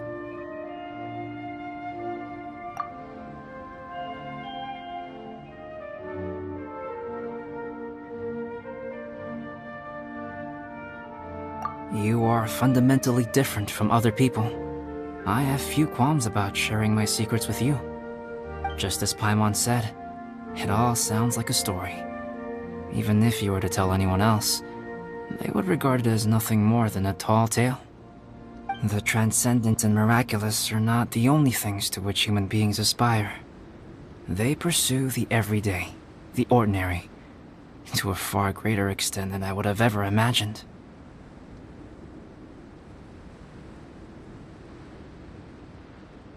People like to believe that those who are thoroughly different from themselves could only ever exist in stories. It makes things much easier. Or, in other words, All the unfathomable things we've seen recently would make good material for a novel. I have friends who write novels. If they wrote this story, it'd probably be even more complex. Making up stories is easy. Even Paimon can do that. Oh. I didn't know you had that kind of talent. Paimon's the best guide into that. Making up stories is a piece of cake. In that case, how about we have a storytelling contest? We can base our stories on the events of the last few days. Sounds great! But we still have to help out the Adventurers Guild. I understand. Creativity is something that cannot be rushed. Take your time, and come back when you have found some inspiration. We'll see whose story is more compelling. Deal! Okay, we'll regroup with the Adventurers Guild for now. Sure.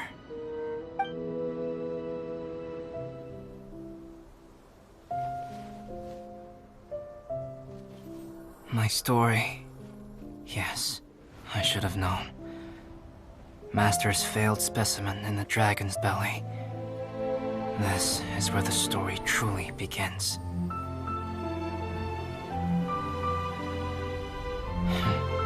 If we switched places, if you were the survivor, then as the abandoned experiment, the failure of the primordial human project, I'd want to replace you too. I would replicate your appearance, study your alchemy, and create miraculous life forms to divert your attention. I would wait for the right moment, then dispose of you in the Traveler, the sole person to have known your secret. And then, I could finally experience the joy of being brought into the world.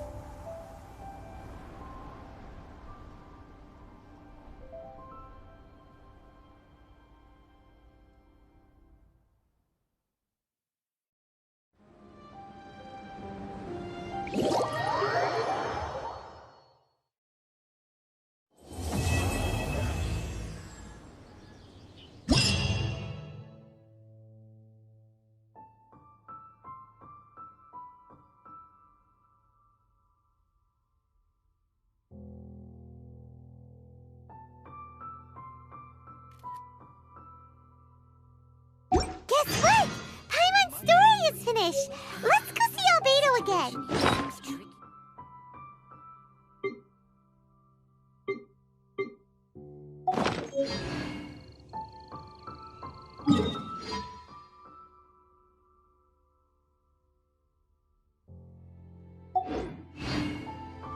Benny's adventure team,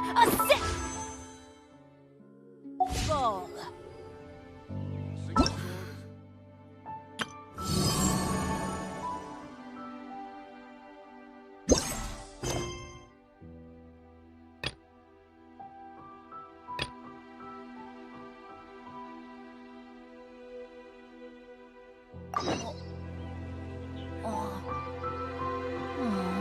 I'm hot.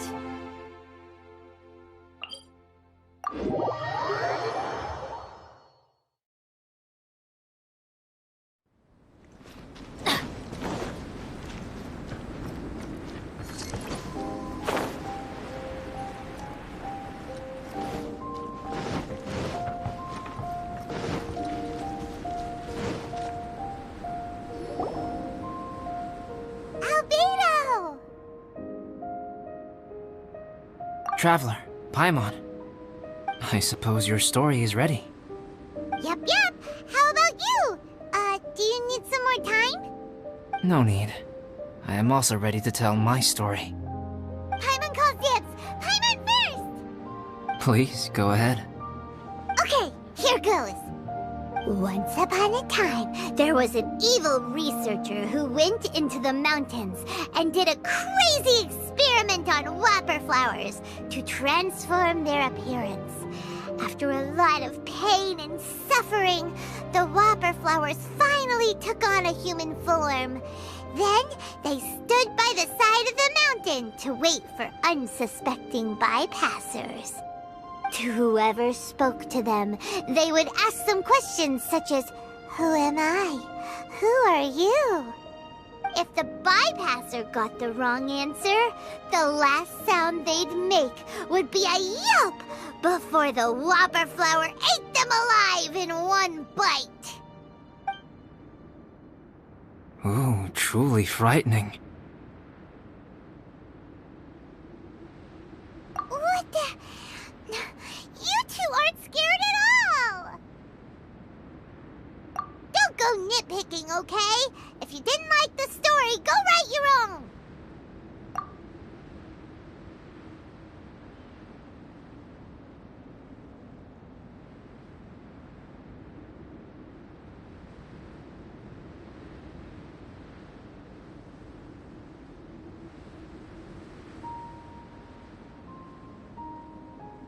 In other words, the Whopper Flowers would ambush and then completely replace their victims.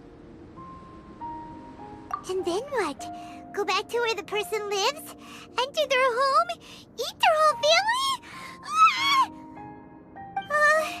Paimon made up this story, but now Paimon's the one who's scared by it.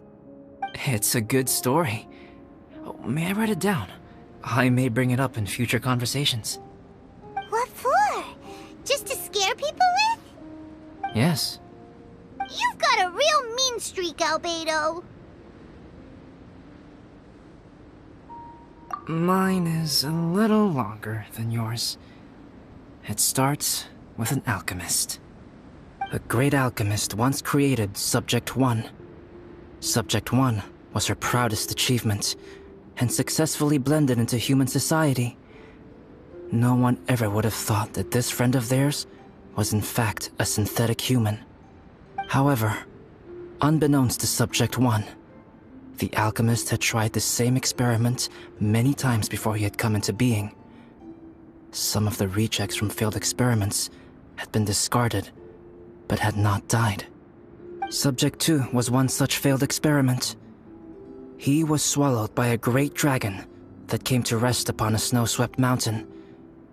Many years later, he was resurrected by the dragon's mysterious power. He saw all kinds of people on the mountain, including Subject 1, who had somehow miraculously blended in among them. Never in Subject 2's wildest imagination had he thought it possible for experimental life forms such as they to deceive everyone so successfully. He saw the way humans accepted Subject 1 as a friend, witnessed their affection as they addressed him by name.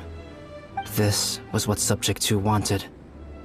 Now, all that Subject 2 desired was to replace Subject 1 and take the joy of his existence for himself. This is giving Paimon the chills. So scary. Subject 2 began to unfold his plan. He stole Subject 1's books and notes, and studied all that Subject 1 had learned from the alchemist.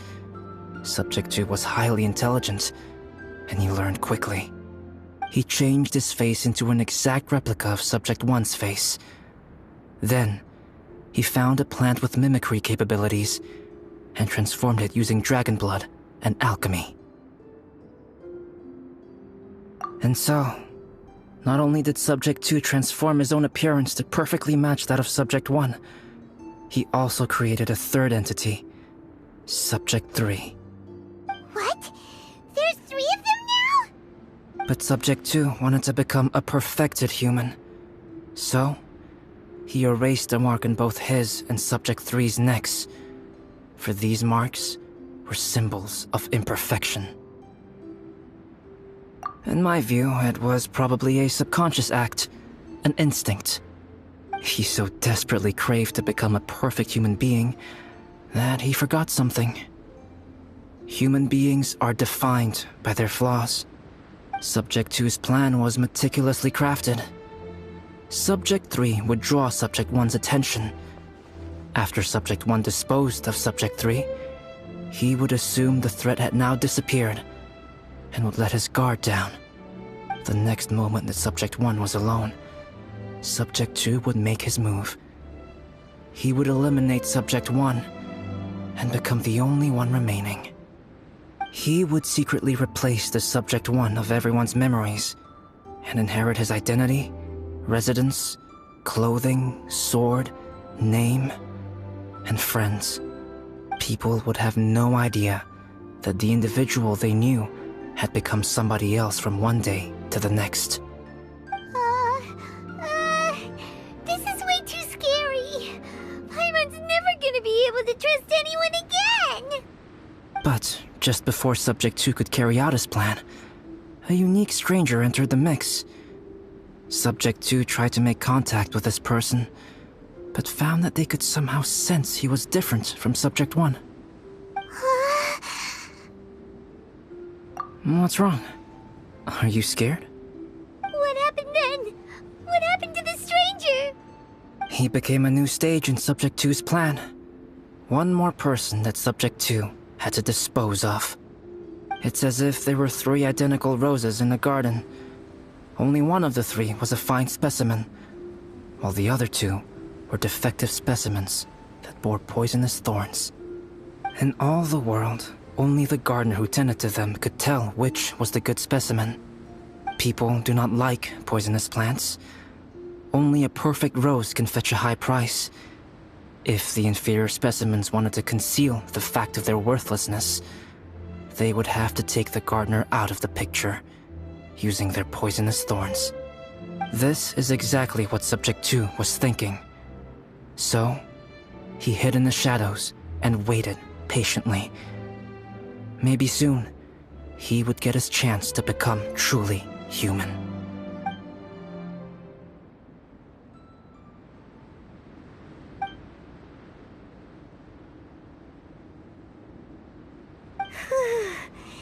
That was intense! So what happened after that? Did Subject 2's plan succeed? Paimon can't bear thinking about it. Fortunately, it is just a story. And even in this story, Subject 2 did not succeed. But you can never let your guard down on Dragonspine. Monsters mutated with Durin's power and blood are also creatures of Rhine-Daughter, just like me. You must beware of all such creatures.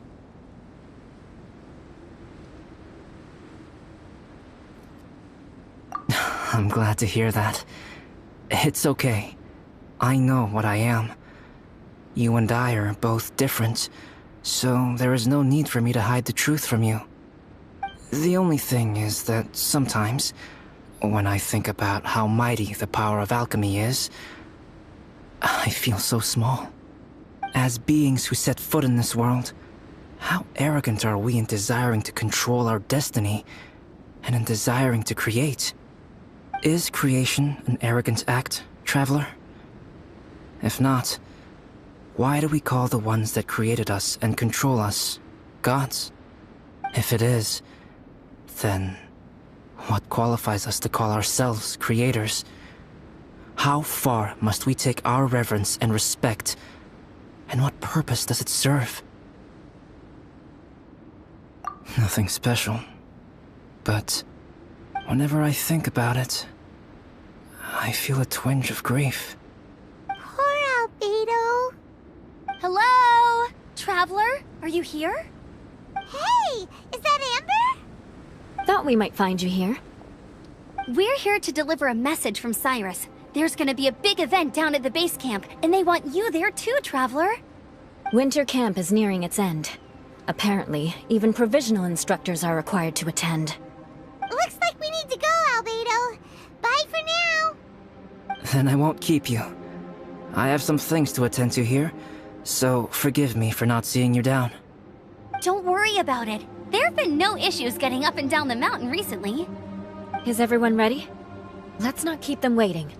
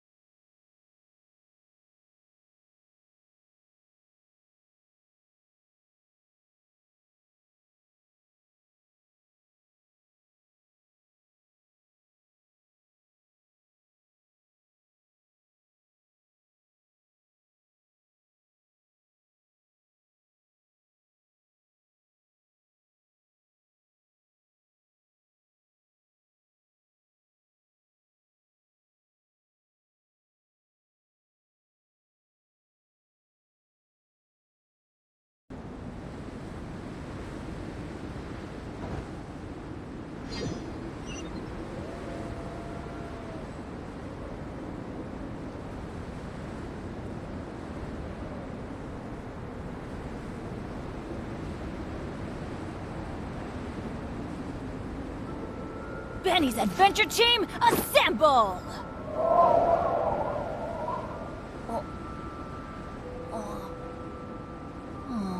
Or not.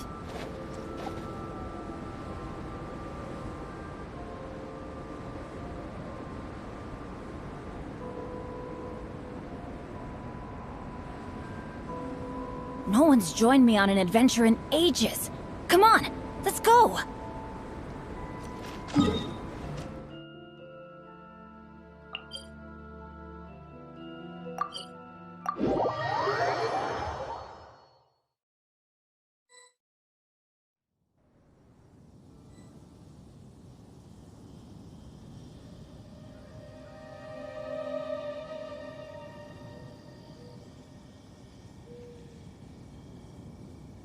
Oh, ow! Where did that come from?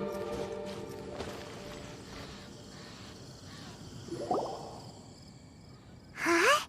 Who is this guy?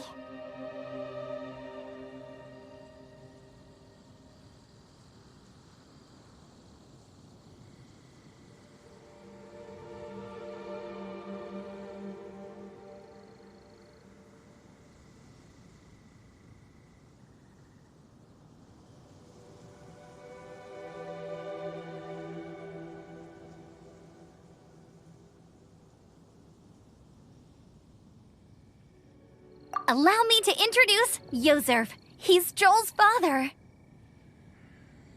Dad, this is that traveler I was telling you about. The traveler's helped me out loads in the past, and this time we even built a snowman together. Joel has told me everything about you. I can't thank you enough.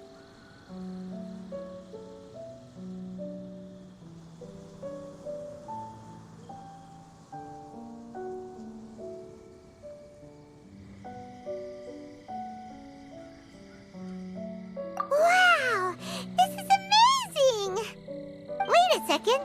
Why is Cyrus discreetly wiping tears away? And what is Pallid doing here? Pallid is the hero of the hour this time. Go on, Pallid. Tell us what happened in your own words. Okay. The weather was fine on that fateful day, and I had a feeling that Lady Luck was smiling down on me. So I trusted my gut and set off to explore somewhere new, somewhere dangerous. Because where there is great danger, there is also great treasure. Why does this sound so hard to believe? But I had only been away from the group for a short while when I fell down a slope and just started rolling. Uh-oh. Did my bad luck rub off on him when we ran into each other on the mountain?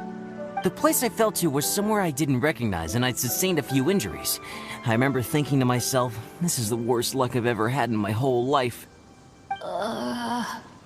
Then I met Yozerf. He'd heard the sound of me falling and came out to see what was going on. Huh? Wow! So it was completely by chance then! I thought he must have been someone from the Adventurers Guild here for the event, but after a few words of conversation, it was clear that he was having memory problems. He didn't even know his own name. The temperature was freezing, and there was no time to deal with all that there and then, so I convinced him to come back to the camp with me and figure everything else out after we got there. We got back to the camp, ran into Joel, and the moment he saw him, he froze for a second with this completely stunned expression on his face, and then he started crying out, "Dad! Dad!" That's when Yozerf suddenly started to remember. My memory has still not fully recovered, but Joel and his mother, they are the only ones that I will not, no, that I cannot forget. Daddy. Daddy's right here, Joel. Daddy's right here. Yozerf, don't you remember anything else at all? The poor princess, feeding the foxes? I'm sorry. I have no recollection. Maybe it's because of the head trauma. I'm not sure. I woke up and found myself covered in blood. My things were gone, and there was nothing to indicate who I was or how I got there. I crawled into a cave and settled in for a slow recovery. After my legs and feet were a little better, my hunting skills were what kept me alive. Dad, I was so worried about you. I'm all right now, Joel. Oh, don't cry. Daddy's not going anywhere. I'm here to stay. Oh, this is good. This is good.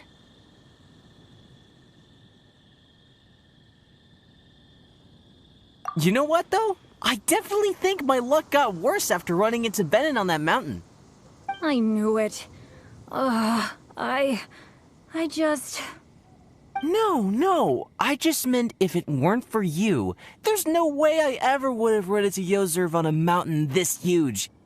Besides, we got back safely, didn't we? So don't blame yourself. Maybe sometimes miracles can only happen when you get just unlucky enough. Ballad. When did you become such a smooth talker, huh? Huh? Am I? I was just telling the truth. Oh, yeah. I want to say thank you to the Traveler, Uncle Cyrus, Auntie Eula, and Auntie Amber. Thanks, everyone. You all helped look after me, and I will always remember it.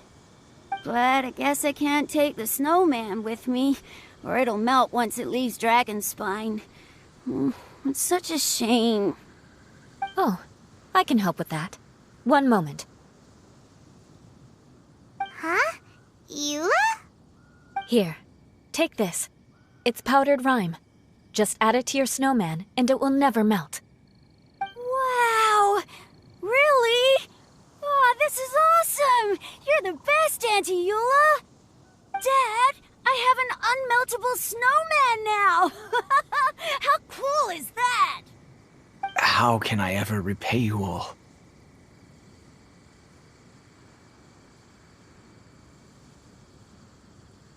Thank you all. Thank you, from the bottom of my heart. Dad, I want to go move the snowman. Can we do it now, please? Okay, I'll be leaving with Joel now. I'm sure I'll see you all another day. Very well, very well. It's time for Pallid and I to have another discussion concerning his breaches of adventurer discipline. Huh?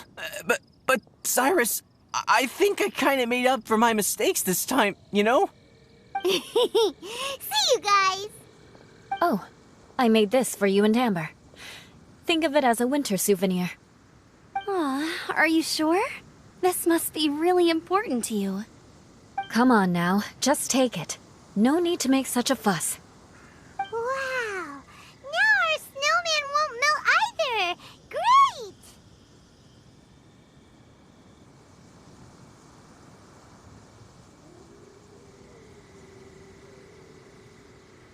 You're welcome.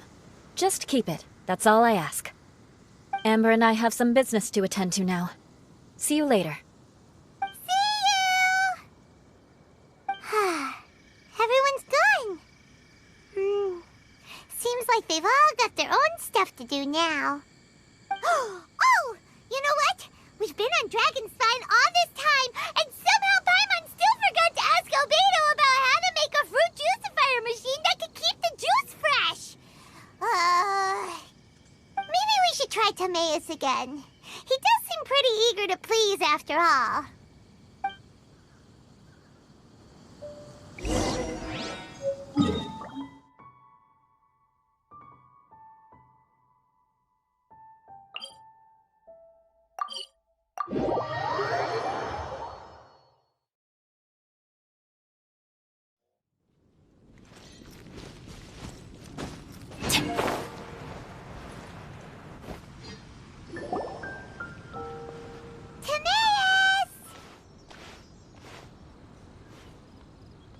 Traveler and Paimon, what can I do for you? Wait a minute. You've got that mischievous look on your face. Oh, you're not still thinking about that ridiculous juicer thing, are you? Timaeus, will you help us?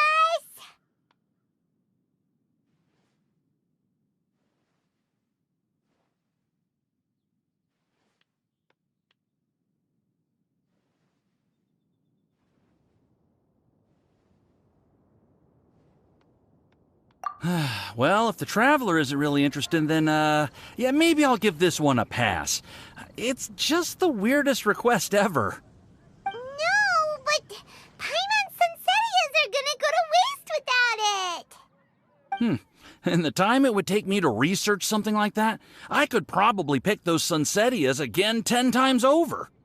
New research project, Timaeus? We meet again. Oh, Albedo, thank goodness. So the situation is, Paimon wants a machine that can turn fruit into juice and keep the juice fresh. I mean, surely it's... Majorly important, that's what it is. If you can manage to invent this, we'll never have to worry about fruit going bad ever again! That's impossible.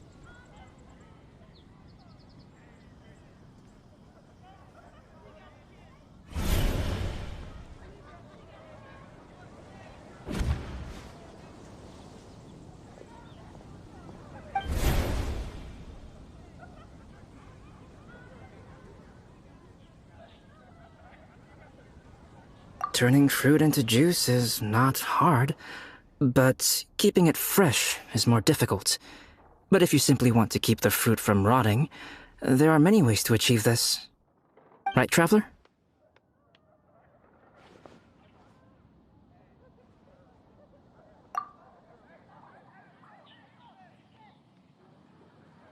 What about his neck?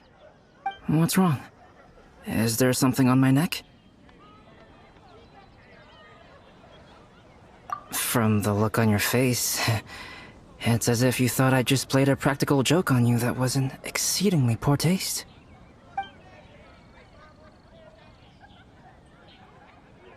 Albedo, you were saying, how do you stop fruit from going bad? Well, one way would be to bury your fruit on Dragonspine, where the snow never melts all year round. But then Paimon won't be able to eat them! You could always live on Dragonspine. No, too cold for Paimon. Or you can give the fruit to me, and I would take it to Dragonspine for you. But since you don't like the cold, you'd have to send someone else to pick them up when you want them. This is where you come in, Traveler. Suddenly sounds a lot more feasible with other people doing all the work. Okay then, shall we go with that idea? Fruit buried on Dragonspine will stay fresh for much longer. However, it is also possible that the fruit will sprout and grow into fruit trees. Who knows? Maybe the next time you visit, it will have grown into an orchard. You can water the trees, add fertilizer, and when they finally bear fruit, you will have some fresh Sunsettias. No way! Then Paimon will have to be a gardener! That's not the goal here. Oh? Well, I don't think being a gardener is so bad.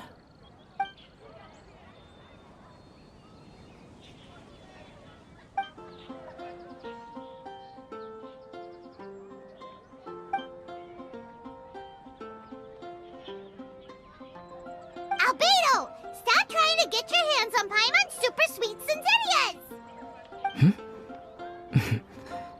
It bothers you, does it? Of course it bothers Paimon! They are the rarest, super-duper sweetest Sunsettias ever! And they're not for you! Okay, but they're just Sunsettias. I think you're only so attached to them because you don't have much fruit of this quality in your possession. When someone's pockets are full and their spirit is fulfilled, they don't easily fall prey to this kind of yearning. Really?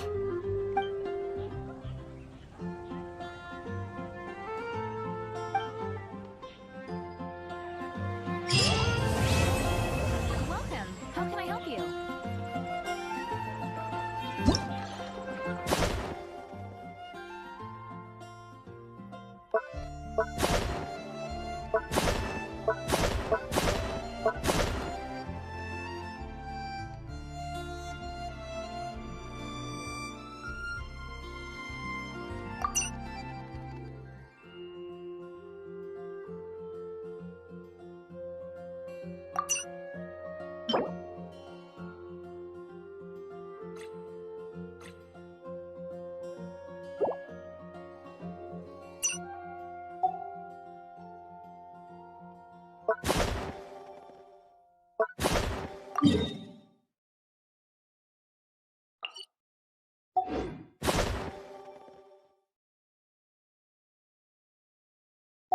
Oh, ow!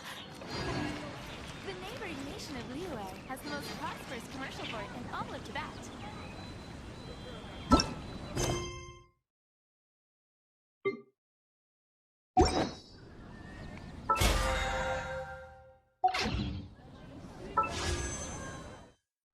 It truly is fascinating. Benny's adventure.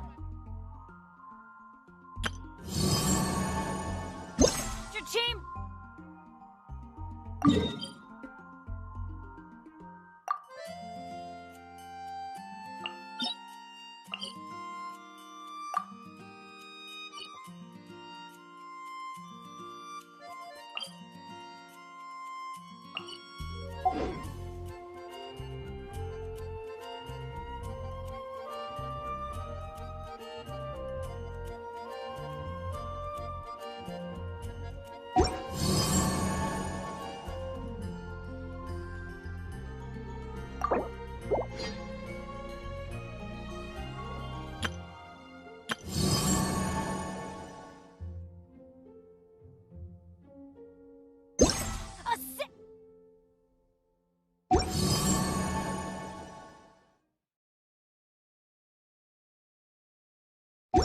Commercial port in all of Tibet.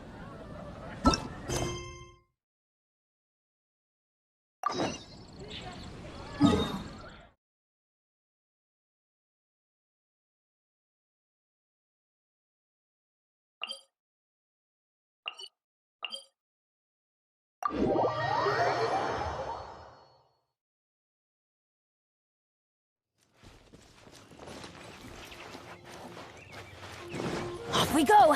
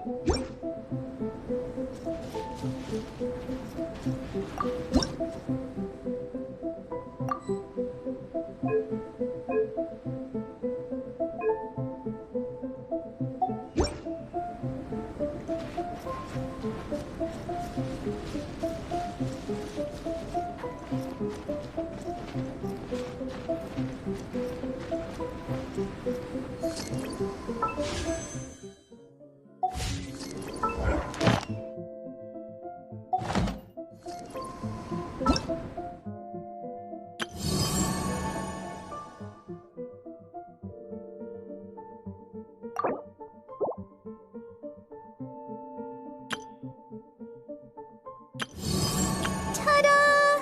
Hello, nice to...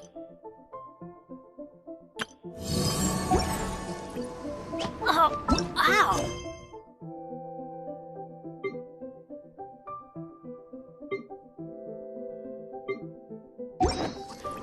Where did that come from?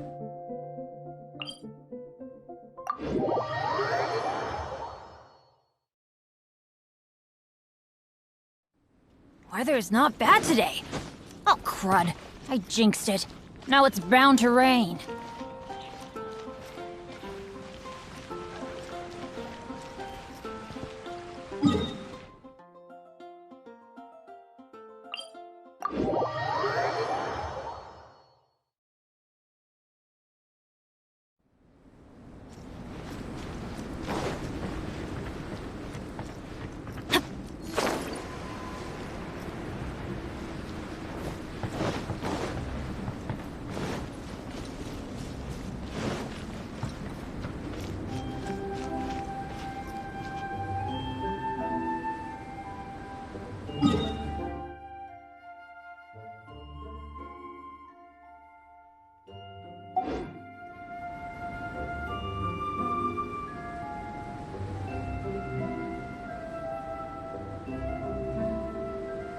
Let's go find some treasure.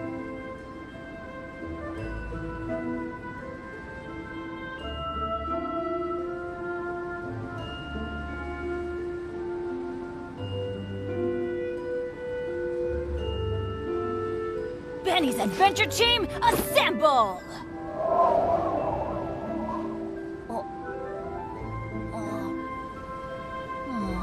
Or not.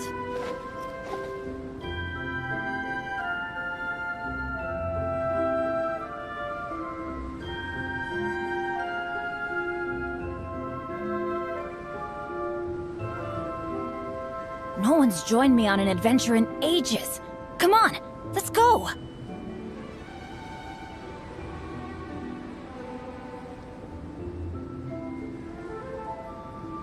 Benny's adventure team, assemble!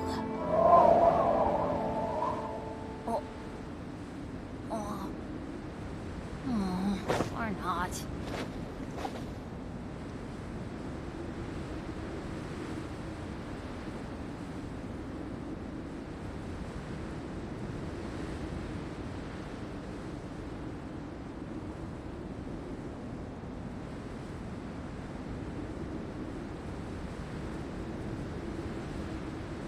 Oh, ow! Where did that come from?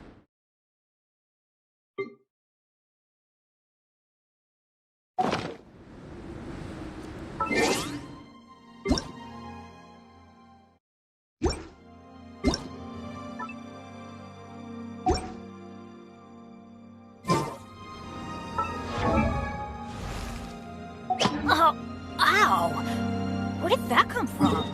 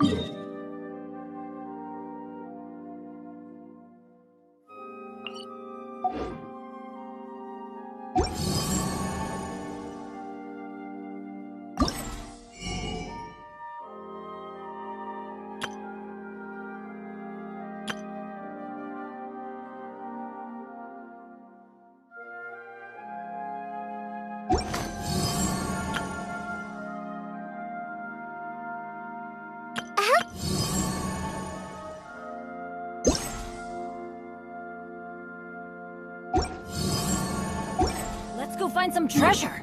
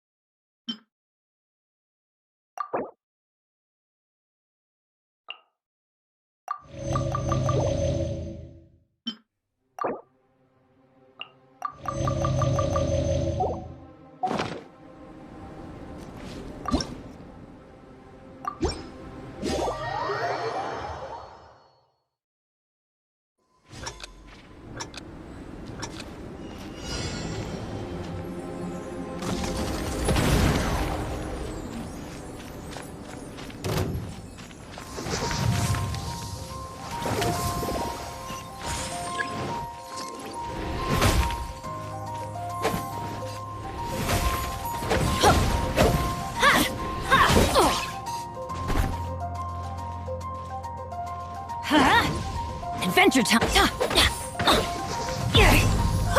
Let's light it up!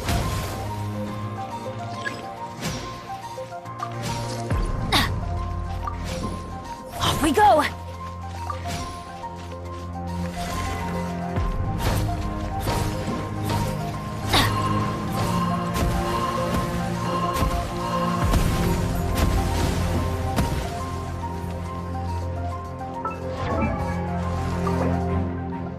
Oh, ow!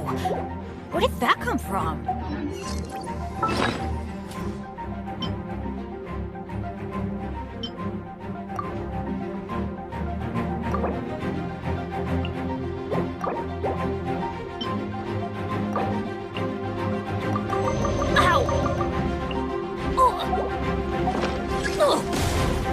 Off we go! This is just my...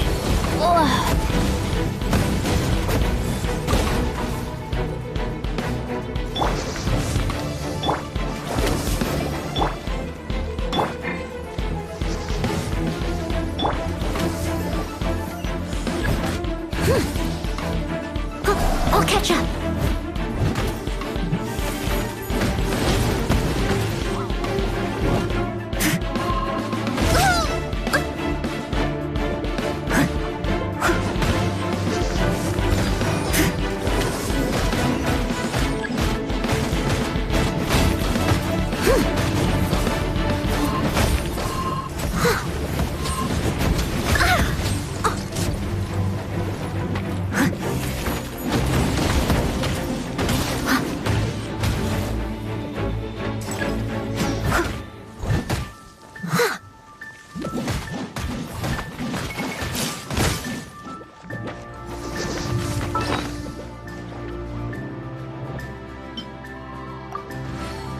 I am a disgrace to the knights.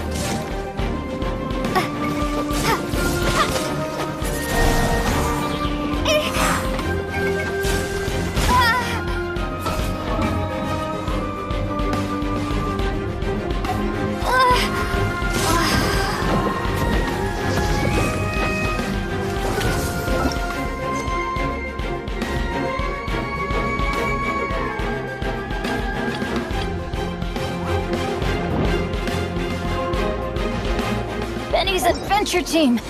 I have failed you.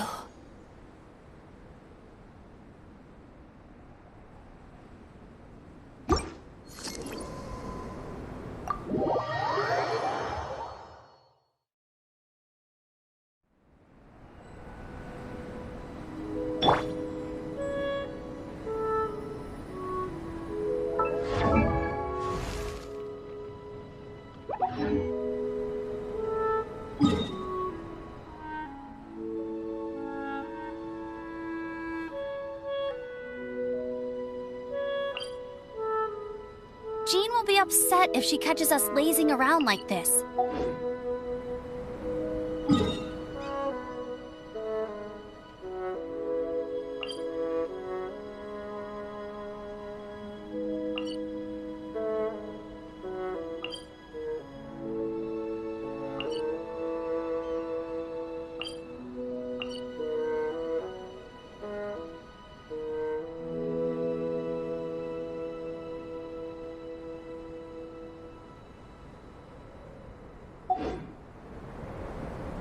I feel like running.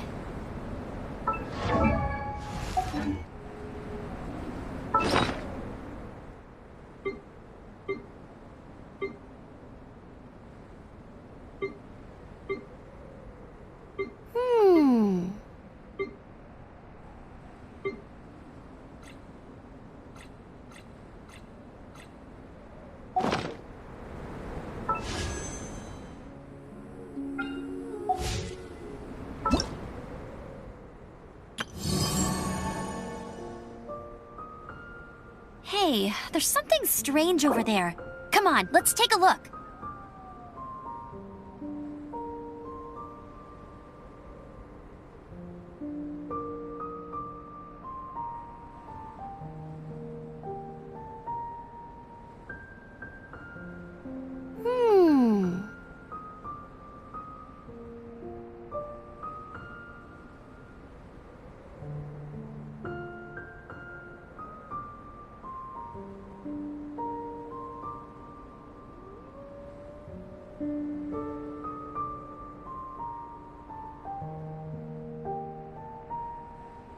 Jean will be upset if she catches us lazing around like this.